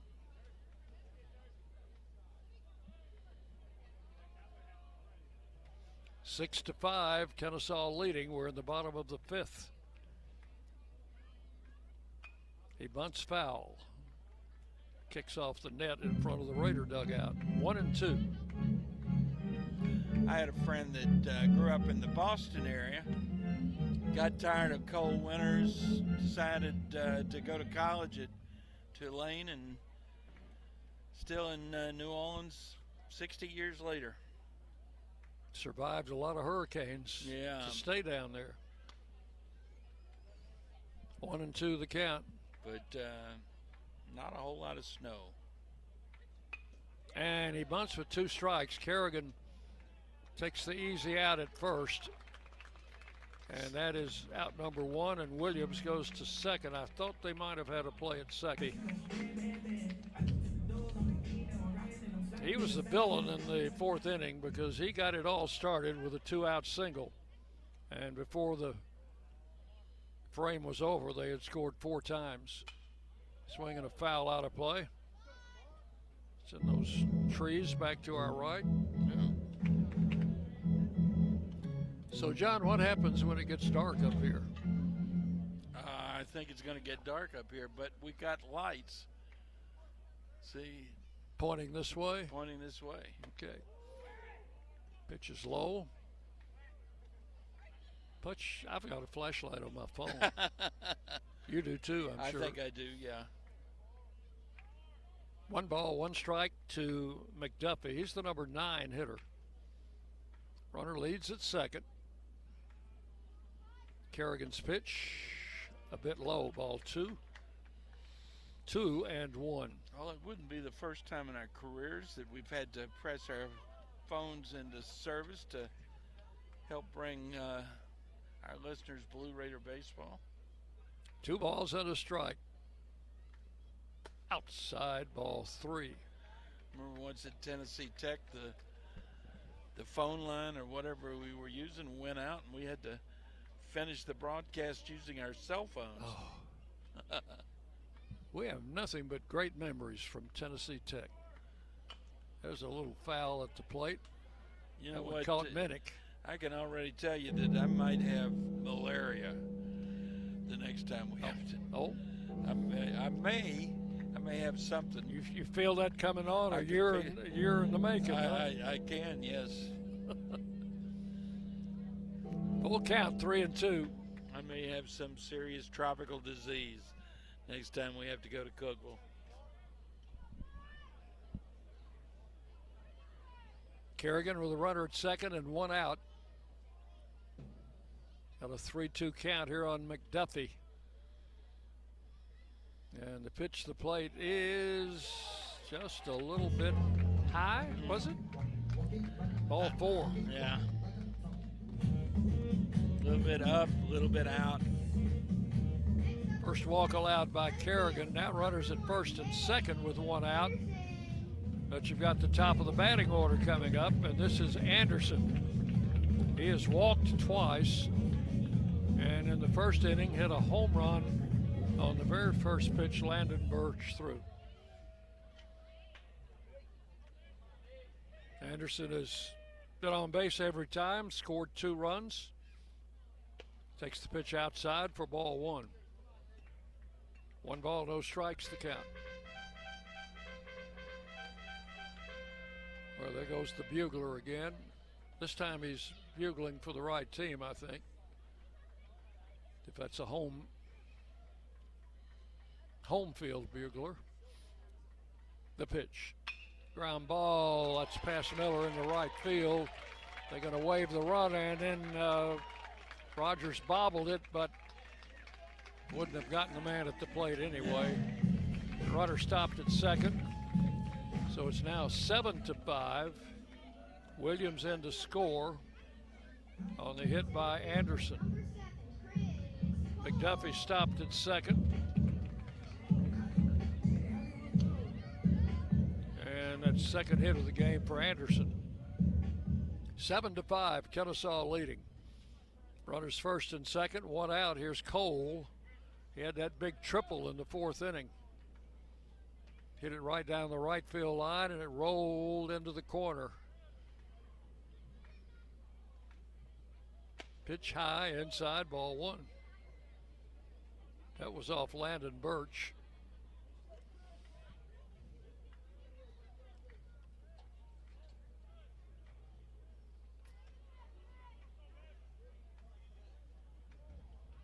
One out, first and second. Pitch misses outside, ball 2, 2-0.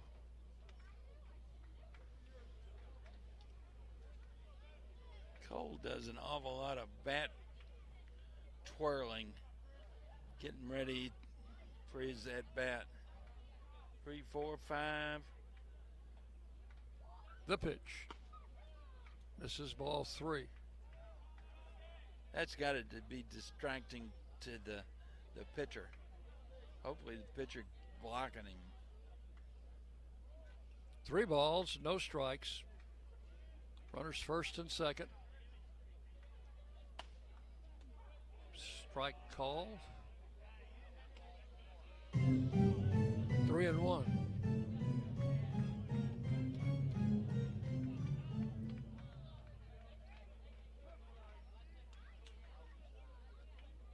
Kerrigan with a pitch, swinging a foul back. Count goes full now, 3-2 to Cole. Cole has grounded out, been safe on a fielder's choice, and tripled. Bryce Baranek throwing in the Raider bullpen. Looks like he's ready when needed. Outside, he walked him, and the bases will be loaded.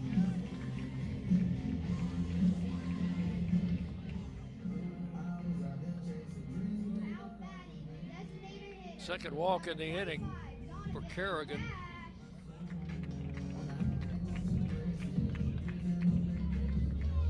Now the base is loaded with one out, and the batter is Donovan Cash. Boy, the last person I'd want to see here. 0 for 2 with an intentional walk. Takes a strike at the knees, 0-1. That was that intentional walk was the last act of the starter Landon Birch. Check to swing, and it's a ball outside. Could use a ground ball. What? A double play ball. Get out of this inning. In the worst way. One run is already scored. How about a comebacker? A 1-2-3 double play. There's a ground ball past Von Dolan into left field. One run scores, 2 runs are in. Throw comes to second, and it's now 9-5. McDuffie scores from third, and Anderson from second. 2-run single for Cash. Runners at second and third. Single or double, John? Oh, that's a double all the way. Okay. Hit number 4 off Kerrigan, and the first 3 runs he's given up have come in this inning. Here's Cirillo. And strike 1. Cirillo has a pair of hits. Single and a double, and is lined out. Still only 1 out. Runners at second and third. Ball low, it's 1-1. So the Raiders had a 5-2 lead going into the bottom of the 4th inning. Coughed it up, and the Owls have added. There's a ball hit foul down the left side and out of play. 1-2. Back into the woods.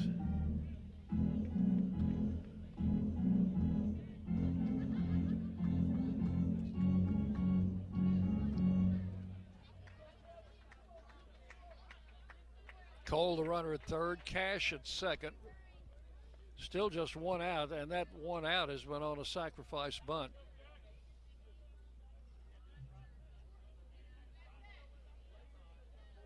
One ball, 2 strikes to Jackson Cirillo. Left-handed hitter. Kerrigan's pitch. Strike 3 call. Tried to check. Late umpire rug him up. That's out number 2. And with 2 outs, the batter Wesley Alec has 2 singles and 3 trips.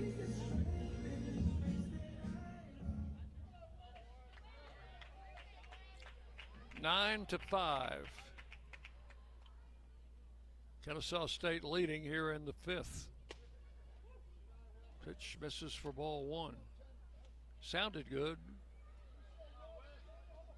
Must not look too good for the plate umpire. 1 ball, no strikes.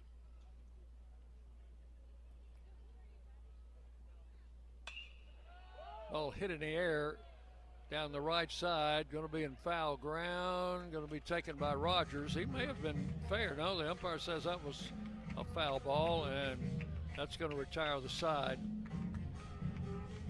in the 5th inning. But 8 men come to the plate in the 5th after 9 men batted in the 4th.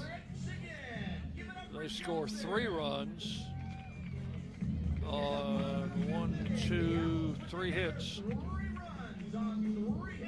And there were 2 men left on base. We have completed 5 full innings here in Marietta with a score: Kennesaw State 9 and Middle Tennessee 5. You're listening to Middle Tennessee Baseball from Bud Wagner.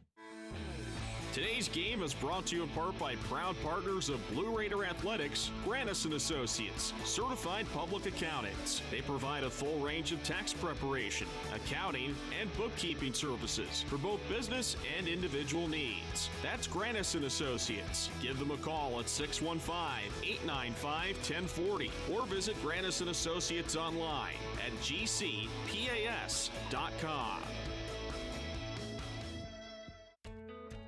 Not feeling well and need to see a doctor? Find the care you need now at Ascension St. Thomas. We're here with 24/7 ER care, same-day care, and walk-in urgent care for broken bones, sprains, allergies, sore throats, and more. Visit ascension.org/St. Thomas Care to get the right care at the right place at the right time. Serving Middle Tennessee State University, Murfreesboro, and surrounding communities. You're listening to MTSU Sports on WGNS. Before we go to the 6th inning, let's pause 10 seconds for station identification. You're listening to Blue Raider Baseball. The flagship station for Middle Tennessee sports, WGNS. Murfreesboro, Smyrna. The Blue Raiders play here. Dick Palmer, John Callow with you. Cooper Clapp fouls the first pitch out of play here in the 6th inning. Strike 1. He has singled and walked. There's a call strike, and it's 0-2. Raiders haven't had any luck against this fellow Hardy. No, we were very successful against their starter. Knocked him out after 3. Ground ball left side, diving third baseman, throws to first, and late. That'll be an infield hit for Clapp. The center fielder, Aston Snyder. His second hit. Was that the shortstop that made that play, or the third baseman? Third baseman. Okay. He was a little bit out of his normal position. Yeah. Here's Aston Snyder. He's hit by a pitch last time up. He's had a single and has scored a run. Well, it's time to get back in this ball game. Hardy with a pitch and hit him again. Got him in the hand. Wow. So, and that's the same pitcher because he was the first batter that Hardy faced right. in the 4th inning, and Hardy has hit him twice.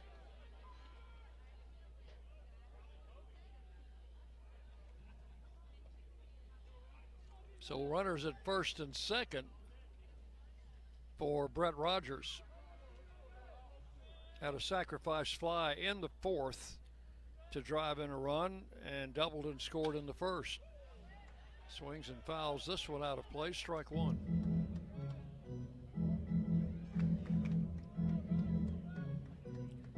Looks like they're getting a right-hander up in, well, there's a bullpen catcher down there. There we go. Right-hander just needed a baseball. The pitch, bouncing ball right side.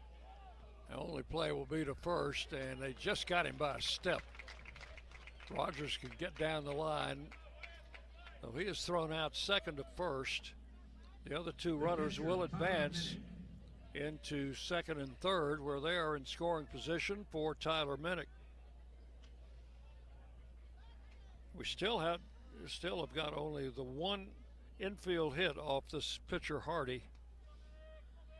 Well, let's let Tyler Minnick take care of that. And he hits a fly ball to right. Clapp will tag at third. Catch is made. Throw is coming to third, but it's offline, and the Raiders put another run on the board. That's a sacrifice fly for Minnick, his second of the game. Baseman, Brett Von Dolan. Both to right field. So it is now 9-6. And the batter is Von Dolan with a runner at third and 2 outs.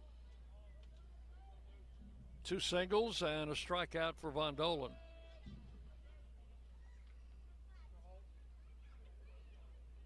Hardy with the pitch, outside, ball 1. He's not going to make a mistake and throw him a fastball in the middle in, is he?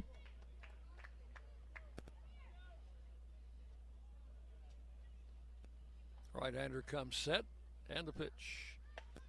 Took it outside, ball 2. 2-0 to Von Dolan.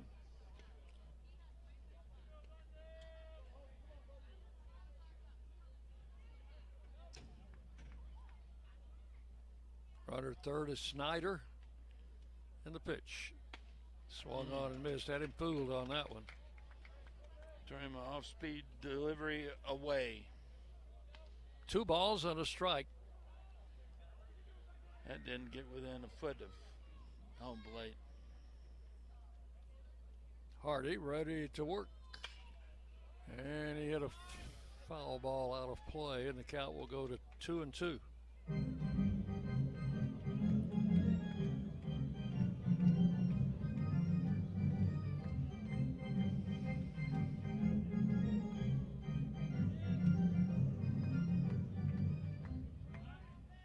One run in here in the 6th. Raiders trailing by 3. And the pitch. Fouled out of play to the right.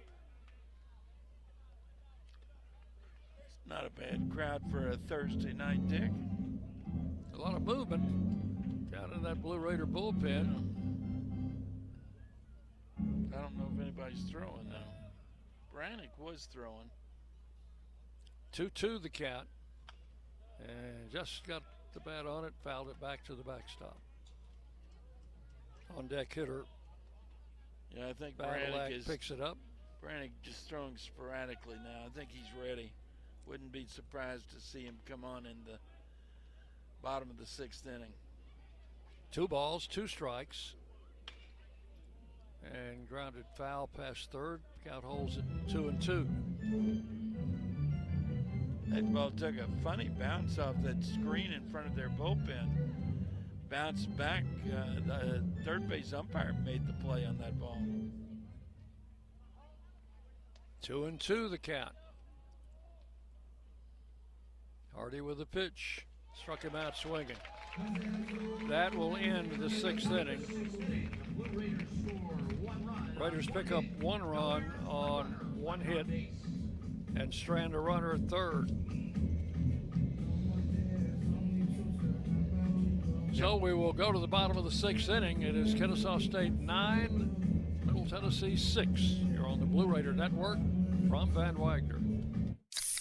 Pepsi Zero Sugar has taken its flavor to the next level. A Zero Sugar Cola has never tasted this good. But we don't expect you to take our word for it, so we're putting it to the test, starting with me. My mouth is watering already, so I think we can skip the drum roll and get right to the main event. Cue the fireworks. We have an official best Zero Sugar ever. It's delicious, it's refreshing, and it's so good you'll need to try it for yourself. Trust me.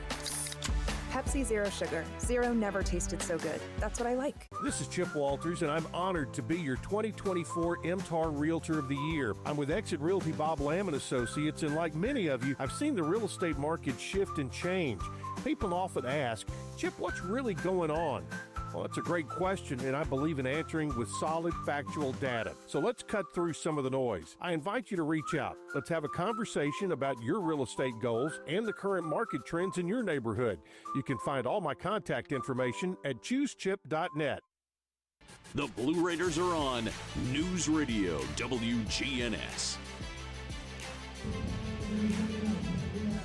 Raiders will have a new pitcher coming on here in the bottom of the 6th inning. Right-hander Bryant Baranek will take over the pitching duties from Kerrigan. Bryant Baranek making his 16th appearance, all but 3 of them in relief.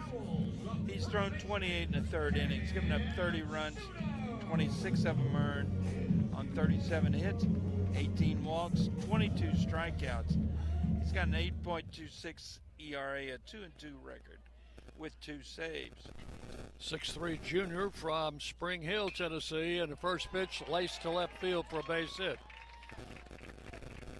That is Suto with a solid single to left.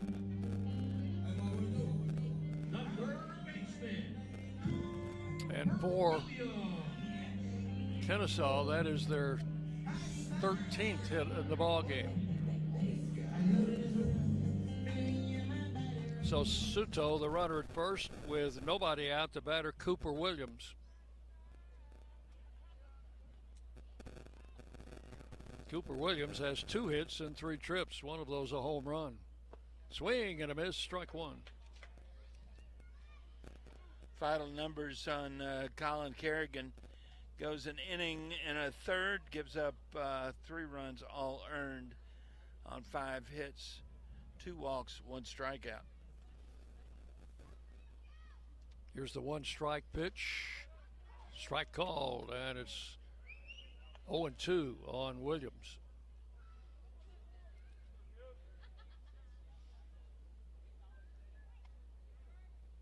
Suto down at first base with nobody out in the 6th. And Baranek with a pitch, check swing. They ask, and he did not go, according to the umpire on the infield. 1-2.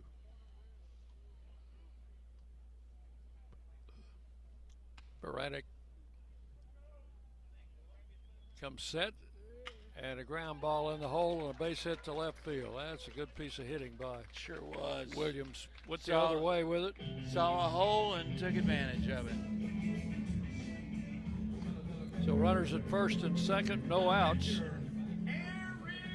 And the batter will be Posey, the catcher. Laid down a sacrifice in the 5th inning, and I wouldn't be surprised to see him bunting right here. First and second with nobody out. He's already in that stance to bunt. Takes a strike, did not offer. No balls, 1 strike.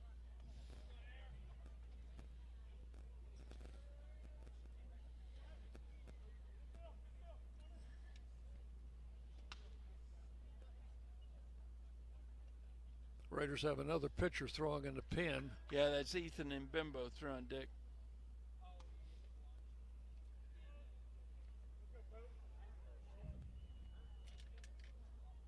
And to pitch the plate, butted foul. And the count will be strike 2 on Posey. Came off the plate, came back up and hit him. Fortunately for him, unfortunately for us, he was still in the box, so that's not like getting hit by a batted ball. Still showing bunt. He bunted with 2 strikes last time up. Baranek now steps off the pitching rubber. He was showing bunt again. Sure was.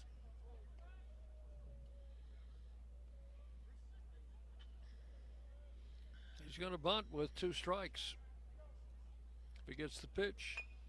And that's a foul ball, and that will be an out. Yeah, you bunt the foul ball bunt on 3rd strike. That'll go as a strikeout. Yep. The shortstop, So that's 1 out. Runners remain first and second, and the batter is McDuffie. This is the number 9 hitter, John. He's been on base all 3 times, has scored 2 runs, has 2 singles and a walk. Just have not been able to get him out.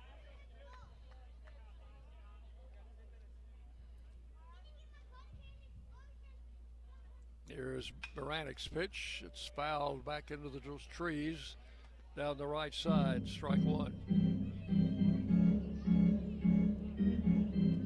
McDuffie's out of Hampton, Georgia.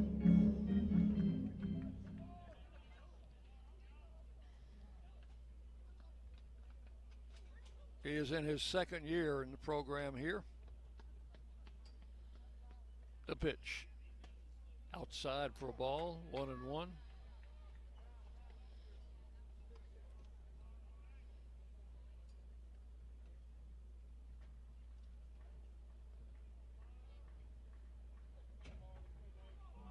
He was on the Atlantic Sun all-freshman team last year as a freshman. I guess it was. If he was on the all-freshman team, he would be a freshman, wouldn't he? There's ball two, 2-1. I think there's some redundancy in that sentence. I just can't quite tag it. First and second, one out. Baranik's pitch, ground ball to short. Clapp goes to second, out, throw to first, double play. That is a 6-4-3 double play, and the pitcher's best friend. So the Raiders get out of the sixth inning, no runs, 2 hits, and 1 left. We have completed 6 full innings. Here are your totals for Kennesaw State. 9 runs, 14 hits, 1 error. And for the Blue Raiders, 6 runs, 8 hits, and 1 error. 9-6, Kennesaw leading as we go to the 7th on the Blue Raider Network from Van Wagner. Las Casas Drugs is a proud sponsor of Blue Raider Athletics, located at 4702 Las Casas Pike, just minutes from Murfreesboro. Las Casas Drugs strives to provide all of your pharmaceutical needs in that hometown atmosphere you deserve. Family-owned and operated, Las Casas Drugs offers free delivery, immunizations, drive-through window, gift shop, merchandise, and medication management programs. Come by and see how we can make a difference. And go Blue Raiders.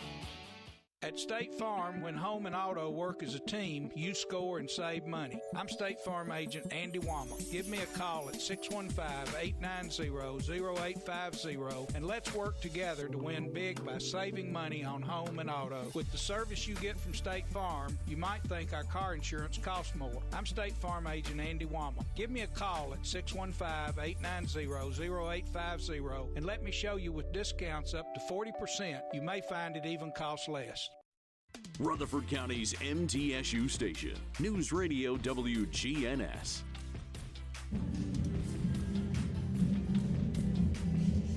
And we go to the 7th inning, Raiders trailing by 3.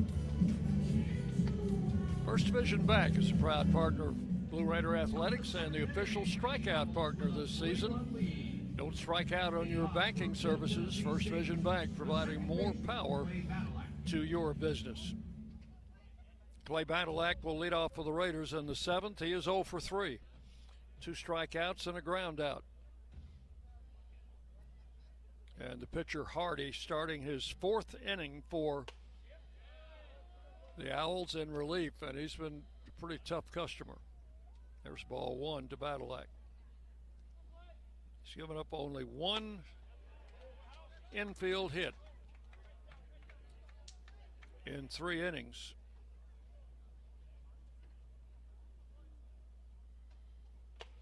Pitch is outside. 2 balls, no strikes. John, you got papers flying everywhere. Oh, those are my scores. There is a ball hit to the infield. Badalak's thrown out. Designated hitter, Kenny McKinley. What was that? I was looking down for your 43. Ground out to second base, so that's 1 out. Here's Kenny McKinley. He has struck out, flied out, and walked. Got as far as over to third base in the 5th inning, but he was stranded there. First pitch outside for ball 1. Kenny fouls this one back over our heads and out of play, 1-1.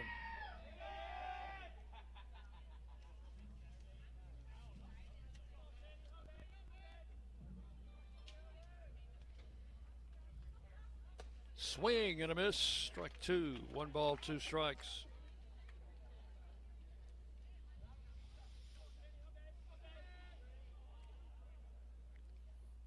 And a ground ball to the right side. First baseman will toss to the pitcher covering, and that will be out number 2.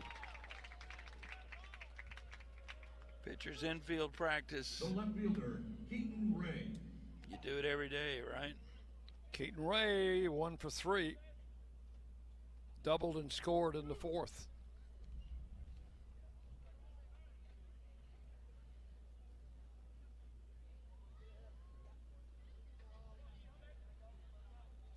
Hardy with the pitch.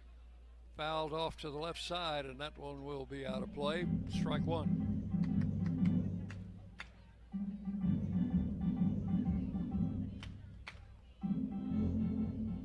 Well, if the Raiders don't win tonight, even regardless of what Dallas Baptist does, then we'll kind of be behind the 8 ball. Sure will.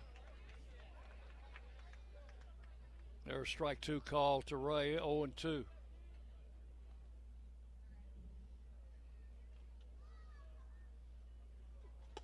Ball 1 is outside. 1 ball, 2 strikes.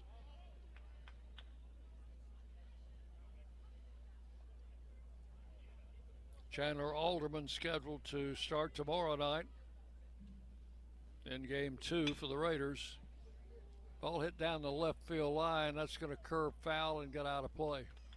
Well, it had home run distance.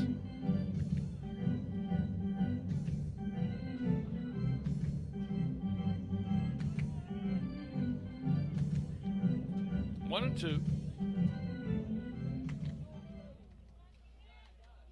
And a pitch. Struck him out swinging. That's going to do it. Raiders 3 up and 3 down in the 7th inning stretch time. It is Kennesaw State 9, Middle Tennessee 6 on the Blue Raider Network from Van Wagner. At Middle Tennessee Electric, we see the lines that link us all, illuminating our neighborhoods, empowering our businesses, and helping us to recharge. Because we believe in the power of good energy. Whether it comes from our grids, the sun, or a kind heart. And as your family and our region continue to grow, you can trust that we'll always be there for you. Middle Tennessee Electric, bringing good energy. Nothing is more expensive than a missed opportunity that could have changed your life. Maybe you're just graduating high school, or are working and need to earn a degree to advance your career. Or you aspire to be a leader, and a graduate degree can make that happen. Whether you're just starting out or retooling for the future, Middle Tennessee State University can help you get there. MTSU, the University of Opportunities. The Blue Raiders play here. News Radio WGNS. Middle of the 7th inning, time for our D&J scoreboard. Well, I'm getting the last score here, and give you an idea of what's going on. Let's see. This is FIU at Sam Houston, and they are in the top of the 3rd inning. FIU on top 7-2. Up in Bowling Green, they're in the bottom of the 4th inning. Jacksonville State 1, Western Kentucky 1. In Ruston, they're in the top of the 5th. Louisiana Tech leading New Mexico State 8-0. They're in the top of the 9th in Lynchburg, Virginia. Dallas Baptist on top of Liberty 6-2. So Liberty is doing what our Dallas Baptist is trying to help us out. We've got to help ourselves, though. Leading off here in the 7th inning will be the leadoff man, Nate Anderson. Been on base all 4 times, 2 walks, a home run, and a single. And hits this one in the left field, and that's a base hit. Almost fell down when he rounded first base, but he scoots back there, and that's his 3rd hit of the game to go with 2 walks. His 3rd hit off Baranek. And the batter is Chris Cole, who has had a triple and walked triple drove in a couple of runs in the fourth when Kennesaw took the lead. They now lead 9-6. There goes the runner. Throw to second base, goes into center field. The runner's going to hightail it for third. The throw will come there and gets past Bondola. Luckily, Baranek was doing exactly what he was supposed to do, backing up the play. Back up the play, right. So that'll be a stolen base and an E2. Bennick's throw was not even close to second base. No, in fact, for a minute, or a millisecond, I should probably say, looked like it might even hit the runner. So a runner at third with nobody out. 1 ball to count to Cole. Raiders play the infield in on the edge of the grass. And it is grass, real grass out there.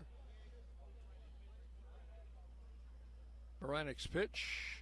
Strike caught the inside corner. It's 1-1. Their outfield looks terrific to me, but there's some spots right there, right in front of the home plate area that look like they've had some patchwork done. There's a strike called. It's 1-2. Talked to Eston Snyder before the game. He said that outfield looks good, but it has some rough spots in it out there. Okay. So we've seen a couple of 3 balls bobbled in the outfield. That may be the reason. Well, Kennesaw State down to the last pitches inside. The last weekend at this old ballpark. 2-2. We've both looked at the projection of the new renovated park on their campus, and it looks mighty fine to me. Well, it looks like we won't be having to sit on the roof when we come down here in 2 years. 2-2, grounded back to the mound. Baranek looks the runner back to third and then lobs it to first. I wish he just turned loose a hard throw. Almost lobbed it over Miller's head. That's exactly what you were talking about earlier, wasn't it? Yep. 1 out. And a runner at third, and the batter is Donovan Cash. Had a big double in the 5th inning. I don't think we're going to have Baranek facing Cash. Coach Myers makes a visit to the mound. Raiders trailing 9-6. 9 runs, 15 hits for the Owls tonight. 6 runs, 8 hits for the Blue Raiders.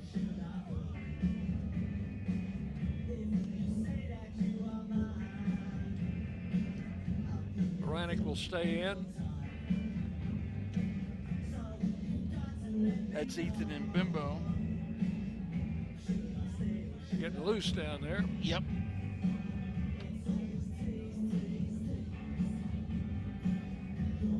One of our 4 seniors who were honored on senior night. Since this is their last home series, I assume they'll have a senior day ceremony on Saturday. It'll be their last home game. We just walked him on purpose. Intentional walk to Cash. So that will be Baranek's first walk. And with first and third, the batter is Chirillo. And that's not a bad call, John, because it gives you a chance for a double play to end the inning. That's right. If you can get a ground ball.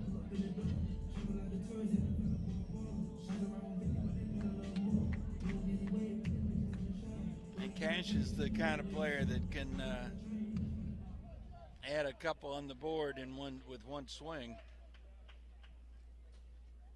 So first and third, 1 out. Pitch to Cirillo is ball 1. Outside. He's doubled, singled, lined out, and struck out.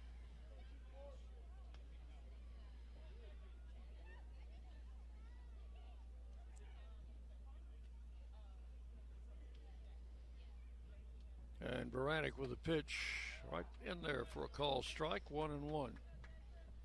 Cirillo is out of Woodstock, Georgia. He's a junior. He's in his 3rd year here at Kennesaw. 1-1. Runner on first goes, no throw. And he'll just walk into second base. Yeah. So that takes care of the double play. Yeah. 1 ball, 2 strikes, and runners now second and third with 1 out. Well, he slowed to walk about 20 feet from second base. I think they were just trying to draw a throw there. And Baranek with the pitch. Pretty good looking pitch. Called ball 2. And with that stolen base, infield is in on the dirt now. 2 balls, 2 strikes. Actually in on the grass. Well, they're in the dirt right now by 1 step. The pitch. Outside ball 3.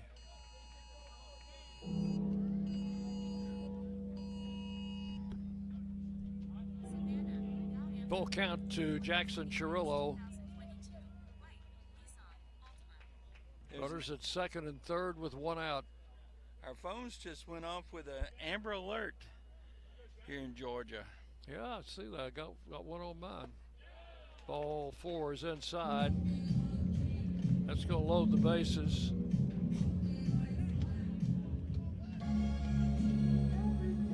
Second baseman, Wes Ellis. That alert out of Savannah, Georgia. That's a long way from here. Bases loaded, 1 out.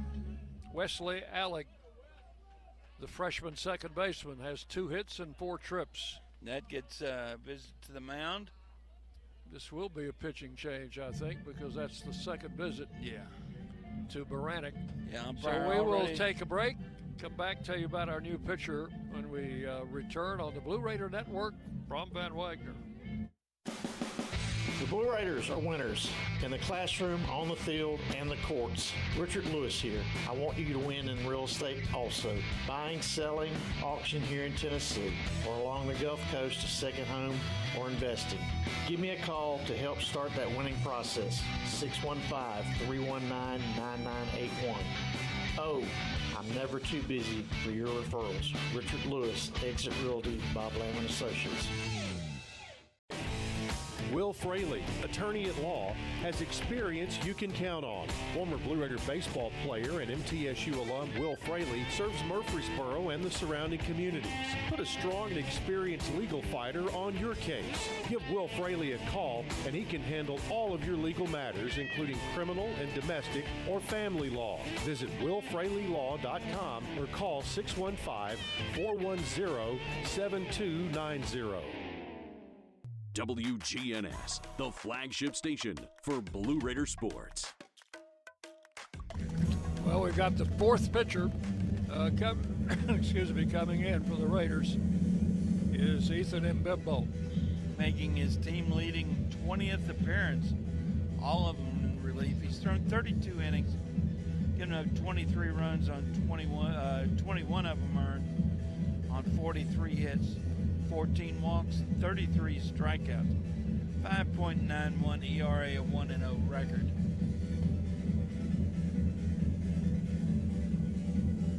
Mbembo is senior. He's from the state of New Hampshire.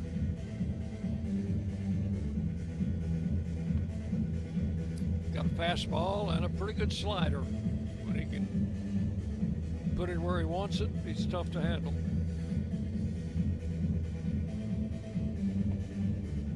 And he'll be pitching to a freshman hitter from the state of Tennessee, Wesley Alec from Oak Ridge.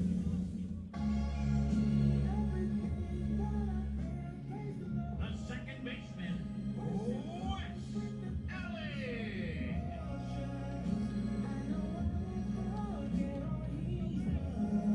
So he comes in a pretty tough situation. Yeah. Bases loaded, just 1 out. Raiders will play the infield back in double play depth. First baseman will be in front of the runner on the grass. Von Dolan even with a bag at third and a swinging strike. The first pitch to Alec. 0-1.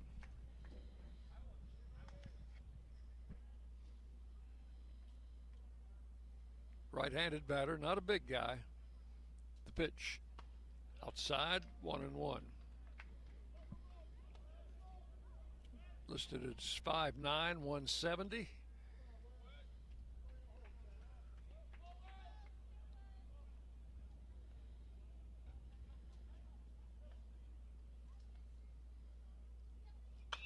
And a ground foul past third.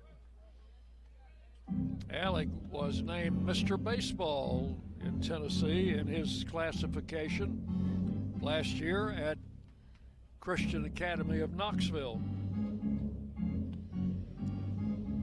So that'd be Division II, right? Not sure. 1 ball, 2 strikes. Oh, it would be Division II. I don't know if it was A or double A. Pop foul back out of play. Count holds at 1-2.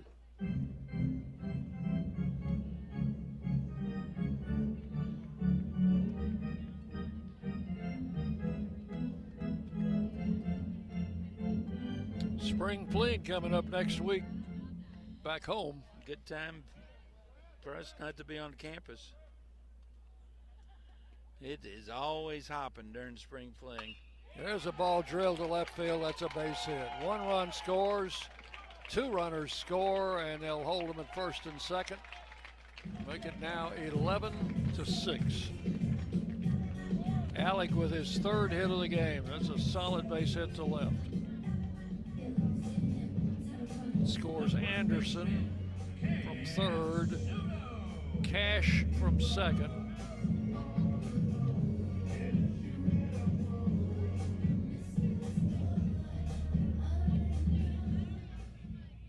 Cirillo stopped at 2nd.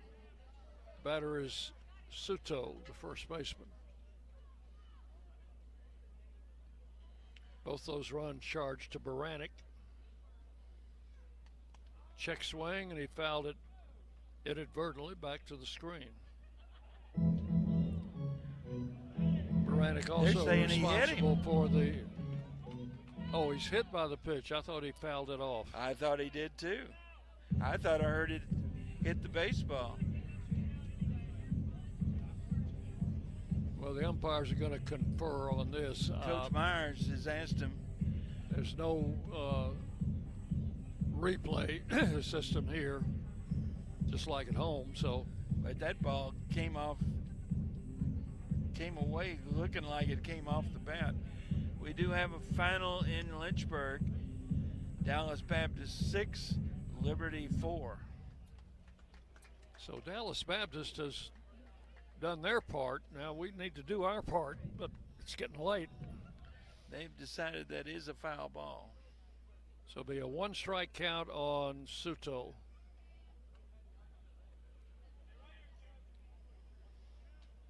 Runners at first and second with 1 out here in the 7th inning.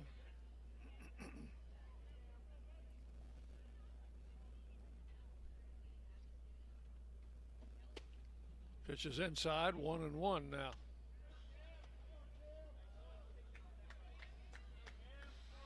Kennesaw leading 11-6.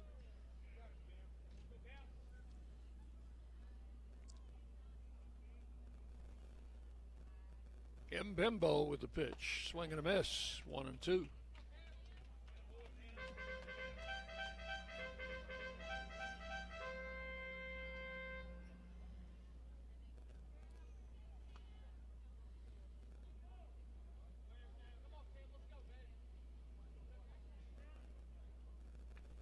Runners lead at first and second. And the pitch is swung on, fouled out of play, and count holds at a ball and 2 strikes.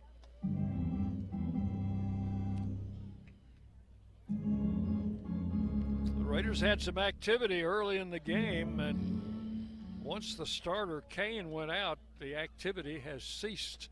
Yeah, we have been stifled.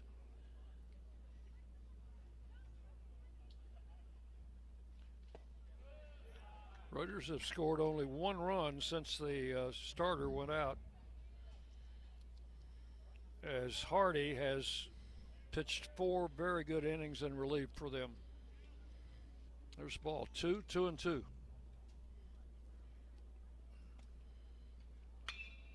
Suto swings and pops it up.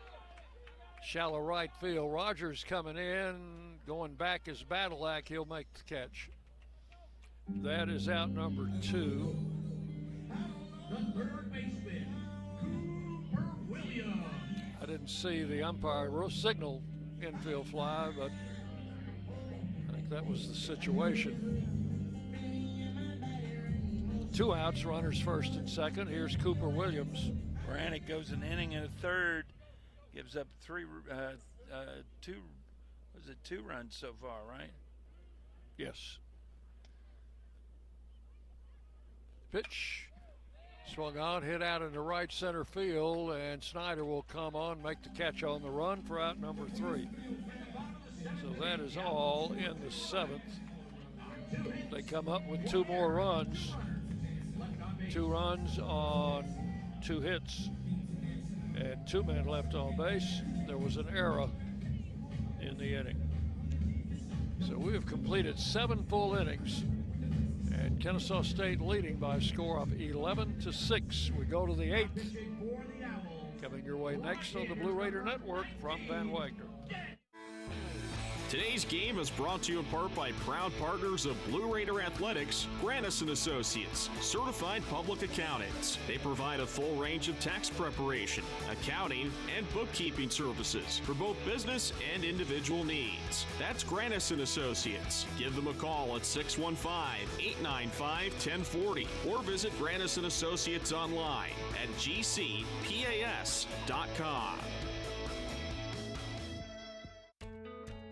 Not feeling well and need to see a doctor?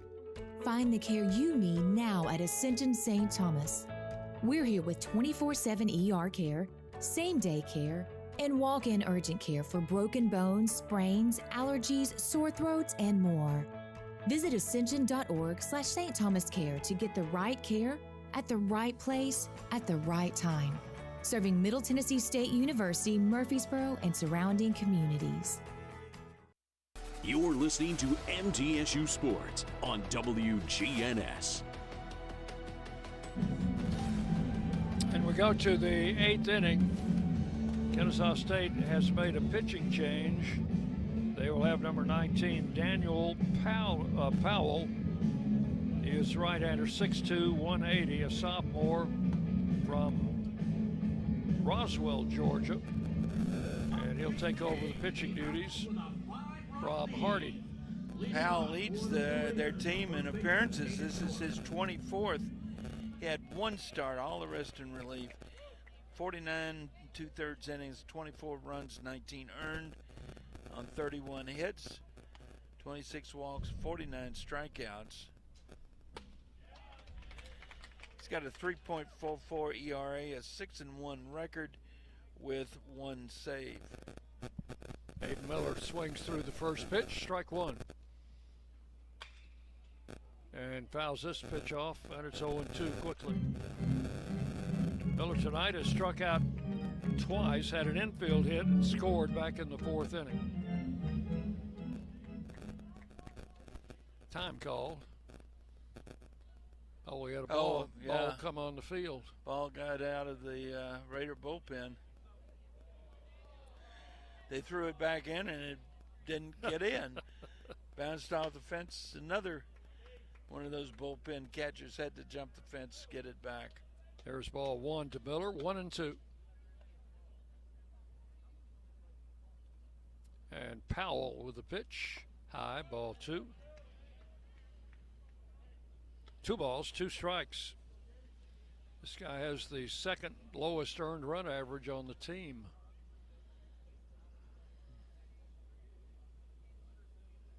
The pitch swung on into left field, a base hit.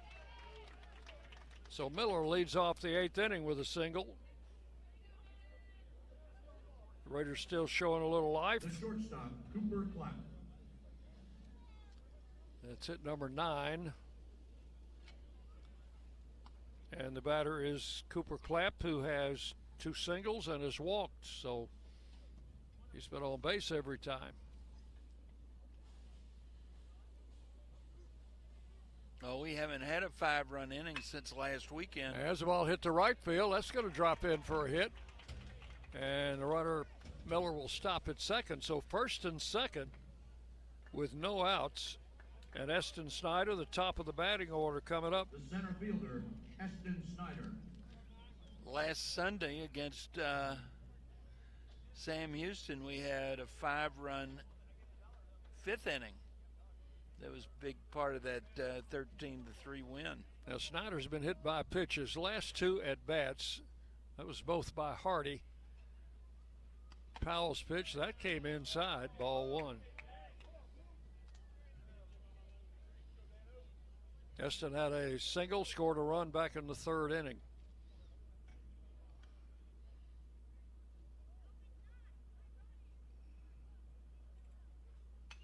Swings and fouls this one straight back. 1-1.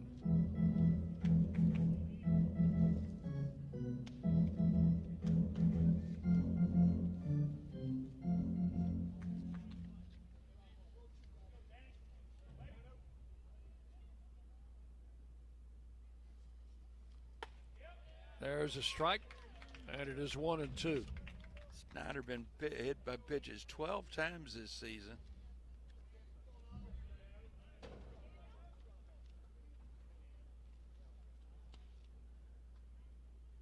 Here's the 1-2 pitch coming from Powell, and it's high.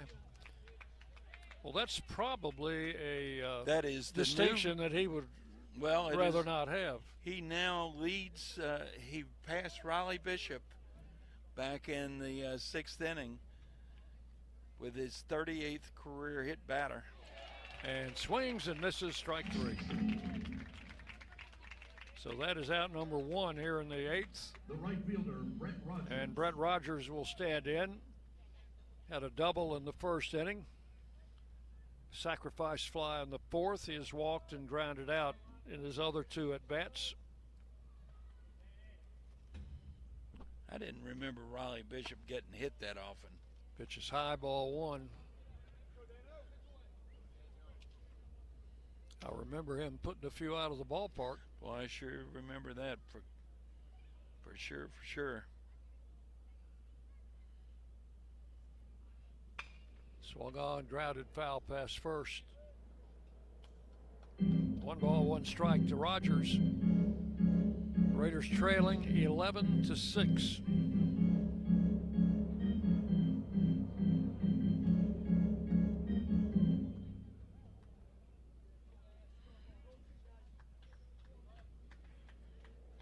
Powell.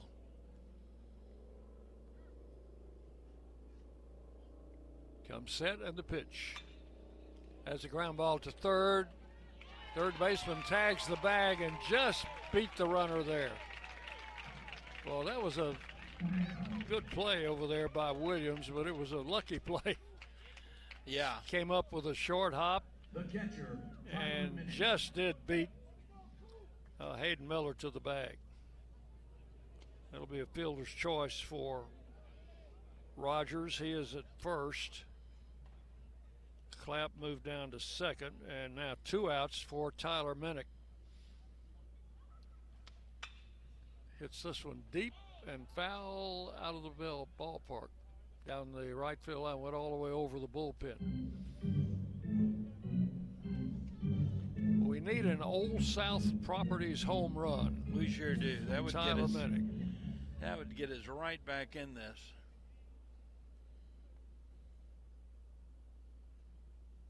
Powell with the pitch, high. 1 ball, 1 strike to Minnick. Minnick has 2 sacrifice flies, a ground out, and a strikeout.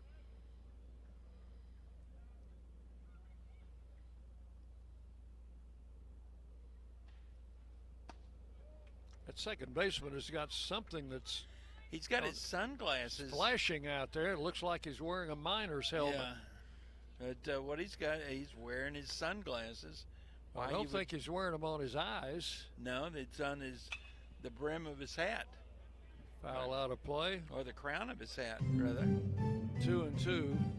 Got him resting on the brim. But the light is reflecting off of him, and it looks just like he's got a miner's helmet on. Either that or he's trying to send us a message in code.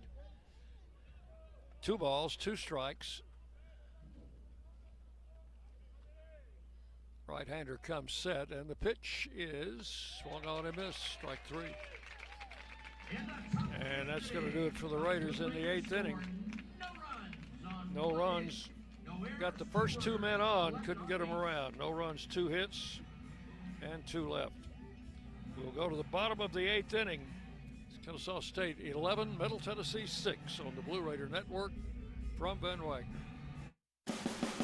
Hey, Blue Raider fans, this is Tim Page with Exit Realty Bob Lamb and Associates. Are you on the fence about selling your home? Feel overwhelmed at the thought of purchasing a new home? Well, it's time to get moving.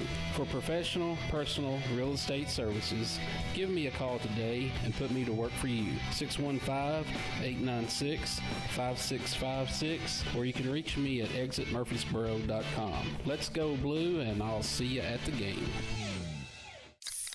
Pepsi Zero Sugar has taken its flavor to the next level. A Zero Sugar Cola has never tasted this good. But we don't expect you to take our word for it, so we're putting it to the test, starting with me.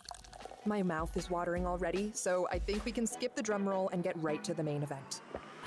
Cue the fireworks. We have an official best Zero Sugar ever. It's delicious, it's refreshing, and it's so good you'll need to try it for yourself.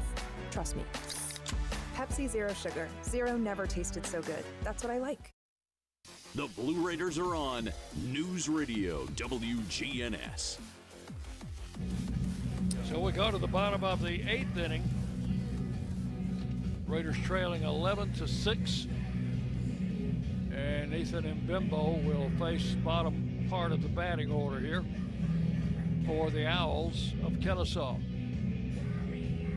Even though they're 3rd in the league standings, they're only 1 game over 500 on the season. They are 26-25, but they've been very good in league play. They're 14-9,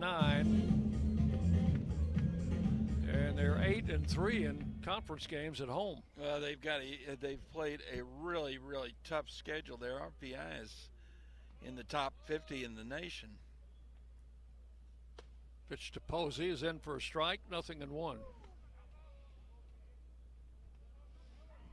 Mbembo came in, got the final 2 outs in the 7th inning after the Owls had scored a pair.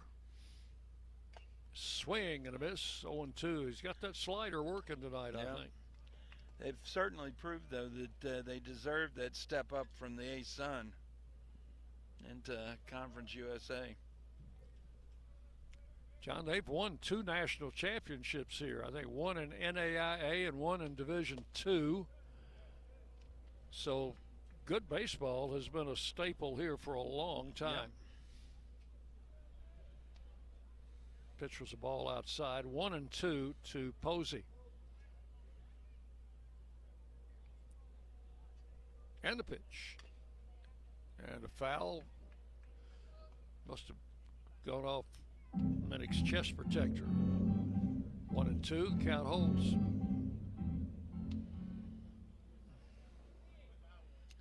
They've got a pitcher loosening in their bullpen. I don't know whether that's just somebody that needs some work or.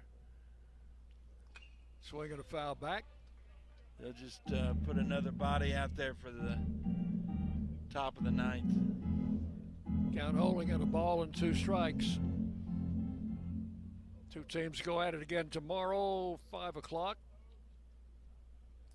4:45 at home for our pregame show. And the pitch is outside, 2-2.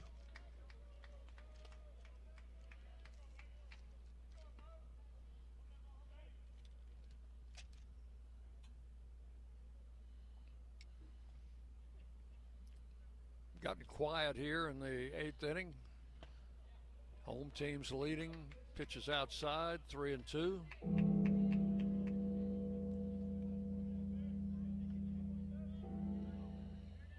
They've got that bell sound effect down, haven't they?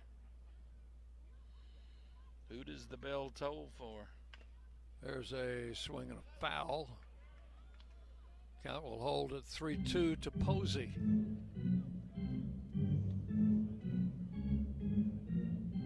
Wasn't that the Giants catcher's name? Yeah. Buster? Yes. This is Aaron.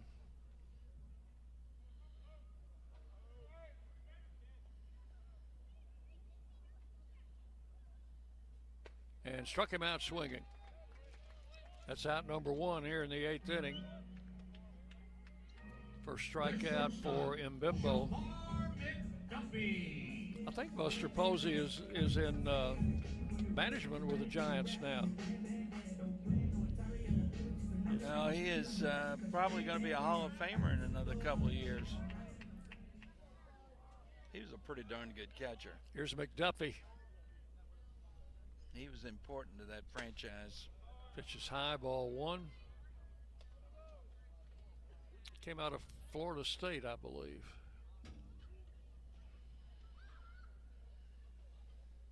One ball, no strikes. Ball two is outside. You know, all those years he was at San Francisco, there were a couple of good catchers in the National League in those days. Posey in San Francisco, Yadier Molina in St. Louis. Both of them probably going to be Hall of Famers. Swing and a miss. I almost forgot to look at our historical facts for May 15th, but this was May 15th in 1941. Joe DiMaggio started his 56-game hitting streak. Wow. With a single off Eddie Smith of the White Sox, but the Yankees lost the game 13-1. And that streak lasted, what, right at 2 months, didn't it? Yep. 56 games. Yep. Ended up in Cleveland. Count now 3-1 to McDuffie, and there's a strike that'll fill it up. 3-2.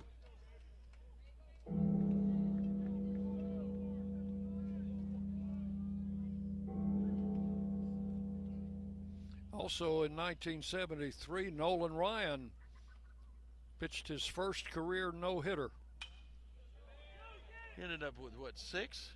Something like that. His catcher, Jeff Torborg, caught his third no-hitter in that game. Ryan struck out 12, beat Kansas City 3-0. Another 3-2 pitch coming from Mbimbo. That's a good pitch. That's strike three called. So 2 strikeouts. McDuffie didn't agree. Here in the 8th inning. Wish we'd had a couple of those earlier. All right. Here's Anderson, who has had quite a night. A home run to lead off the game, 2 walks, 2 singles. Been on base every time. Anderson, a senior from Dunwoody, Georgia. It's in his second year with the program. There's a strike.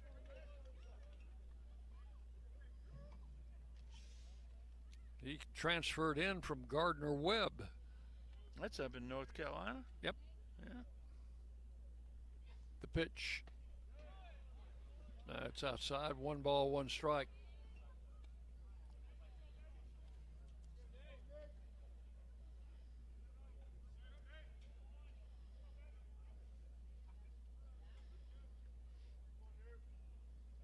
And Mbimbo with the pitch. Hit to right field. That'll be a base hit. Fielded on the hop by Rogers. Another single.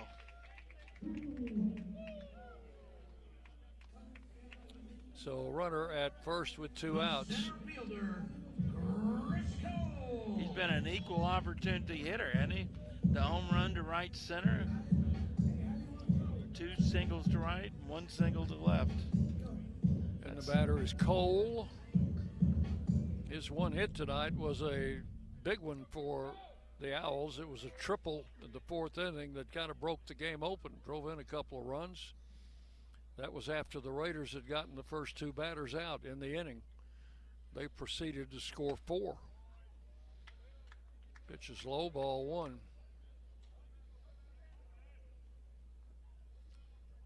So we have not had a 1-2-3 inning. I thought we might have one here in the 8th, but Anderson spoiled it. Runner goes. Throw to second base is not in time. It's a good throw. He just beat the throw. So he's had 2 stolen bases tonight. That's 23 for the season. He's moved past Snyder in the Conference USA Stolen Base Derby. So runner at second, count 1-1 to Cole.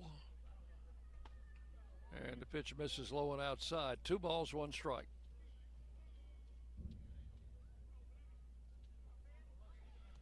Raiders in the 9th will have Von Dolan, Badalak, and Kenny McKinley coming up. There is ball 3. 3-1. We don't want another repeat of that 4th inning where we got the first 2 guys out and then couldn't get anybody else out.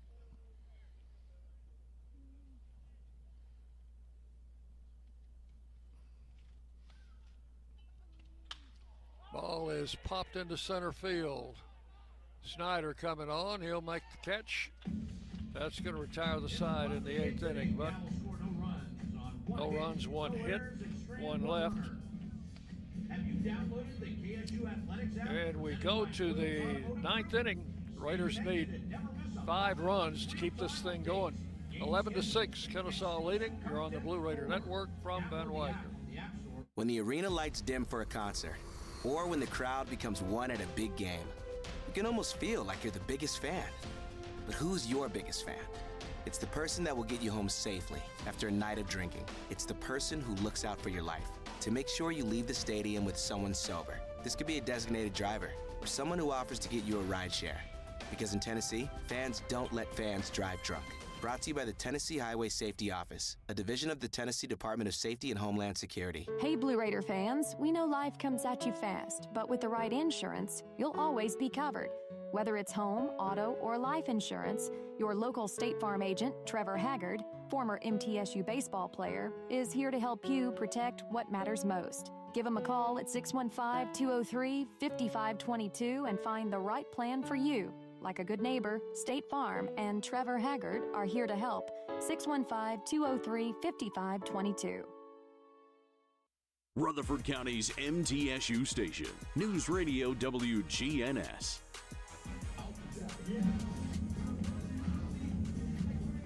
In the 9th inning, the Raiders will have Brett Von Dolan to lead off. Is this the same pitcher? Yeah, this is still number 19. Powell, Daniel Powell. Von Dolan, Badalak, and McKinney.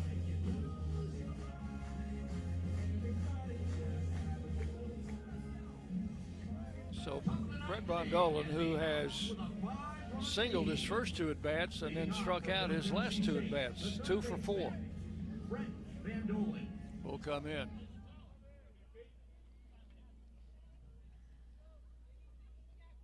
Powell with the pitch, and that one is swung on and hit foul down the left field line. That one's out of the ballpark. Yeah. Home run distance, but foul. 1 strike to Von Dolan. Out in front of it a little bit. I suspect Powell says, I don't want to throw that pitch again. Pitch is low and inside, 1-1.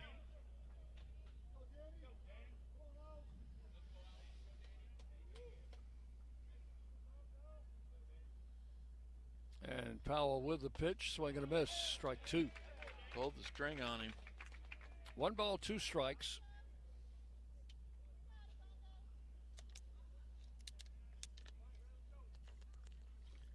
And struck him out swinging. Out number 1 in the 9th. The second baseman, Clay Badalak. So Von Dolan struck out his last 3 at-bats after getting base hits his first 2 at-bats. Badalak is 0 for 4. and takes a strike on the inside corner, 0-1.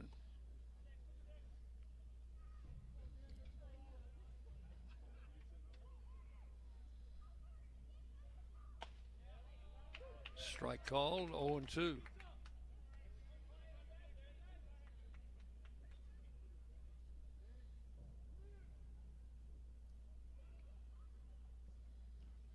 And struck him out, swinging. 2 up, 2 down in the ninth. The designated hitter, Kenny McKinley. Batter is McKinley. Kenny looking for his first hit. He's 0 for 3 with a walk. John, I want you to be careful going down that ladder now. I promise I'll be as careful as I can, and I won't look down. Swing and a miss. Strike 1. Whatever he's got is moving, and it's fooling these Raider hitters here in the ninth inning.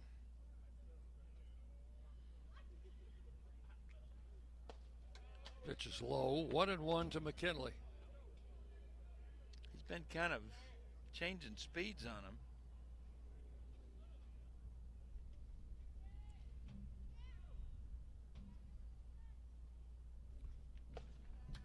Pitch is low and outside. Ball 2, 2-1.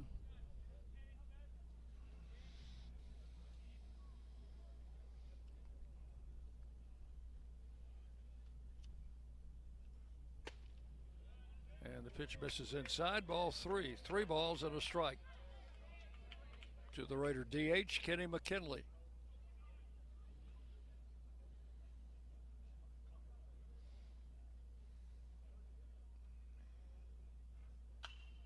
So I'm going to foul back.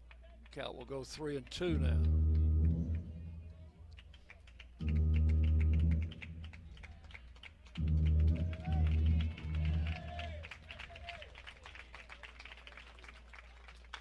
And a ground foul over by the Kennesaw dugout. Count holding 3-2. 2 outs in the ninth. Raiders down to their last strike.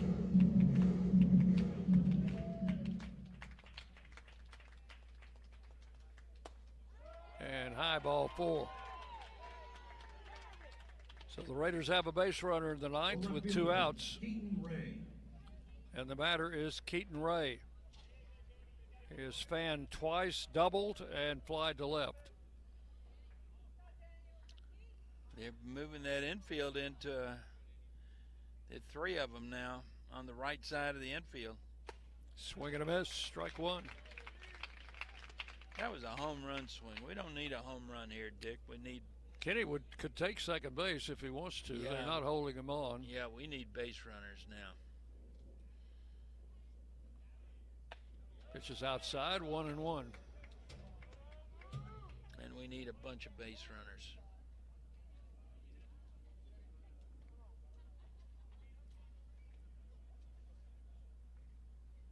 Powell's pitch. Missed outside, ball 2, 2-1. Runner at first, 2 outs in the ninth.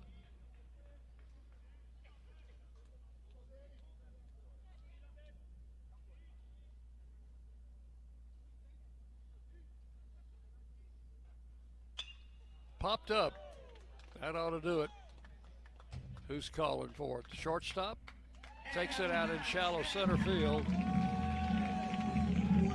And that's your ball game. No runs, no hits, and 1 left. Final totals on the board for Kennesaw: 11 runs, 17 hits, and 1 error. And for the Blue Raiders, 6 runs, 10 hits, and 2 errors. Kennesaw wins. They go to 27-25 overall, 15-9.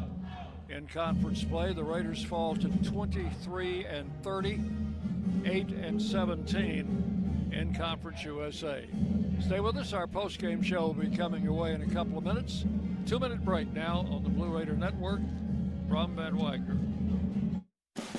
Hey, Hey, Blue Raider fans, this is Brad Hopkins with Exit Realty Bob Lamb & Associates. Winning in real estate is a lot like football. Good coaching and recruiting a great team are the keys. I put together a team of lenders, inspectors, and home professionals to help you succeed. Let me coach you through this process and make sure you come out a winner. Whether you're looking to buy, sell, or invest, I am here to help you win. Visit BradHopkinsHomes.com or call 615-556-9239 to find out more.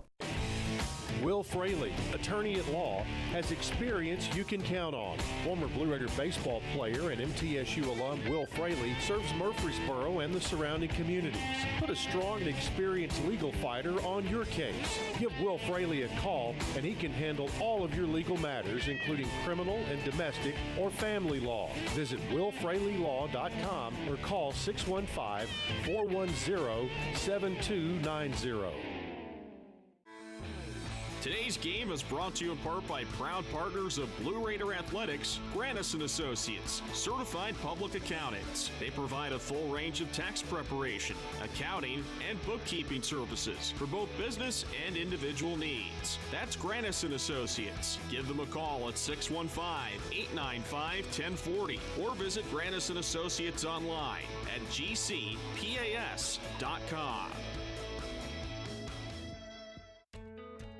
Not feeling well and need to see a doctor? Find the care you need now at Ascension St. Thomas. We're here with 24/7 ER care, same-day care, and walk-in urgent care for broken bones, sprains, allergies, sore throats, and more. Visit ascension.org/St. Thomas Care to get the right care at the right place at the right time. Serving Middle Tennessee State University, Murfreesboro, and surrounding communities.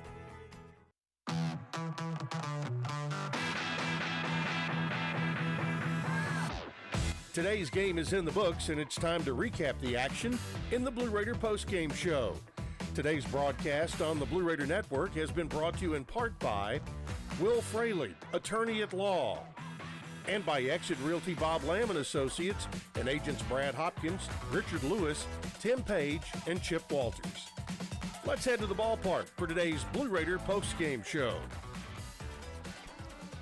And welcome back to Marietta and the satellite campus of Kennesaw State University, where tonight the Owls defeat the Blue Raiders in the first game of a three-game series by a score of 11-6. Final line score, and this is unofficial, so we've not gotten the official box score yet. 11 runs, 17 hits, 1 error, 12 men left on base for the Owls. And for the Raiders, 6 runs, 10 hits, 2 errors, and they stranded 10 runners. The teams were tied 1-1 after the first inning. Kennesaw took a 2-1 lead in the second. The Raiders got 2 in the third to lead 3-2, added 2 more in the fourth to go up 5-2. But after that, it was all Kennesaw. They got 4 runs in the fourth after 2 were out, 3 more in the fifth, and added 2 more in the seventh inning as the Raiders fall by a score of 11-6.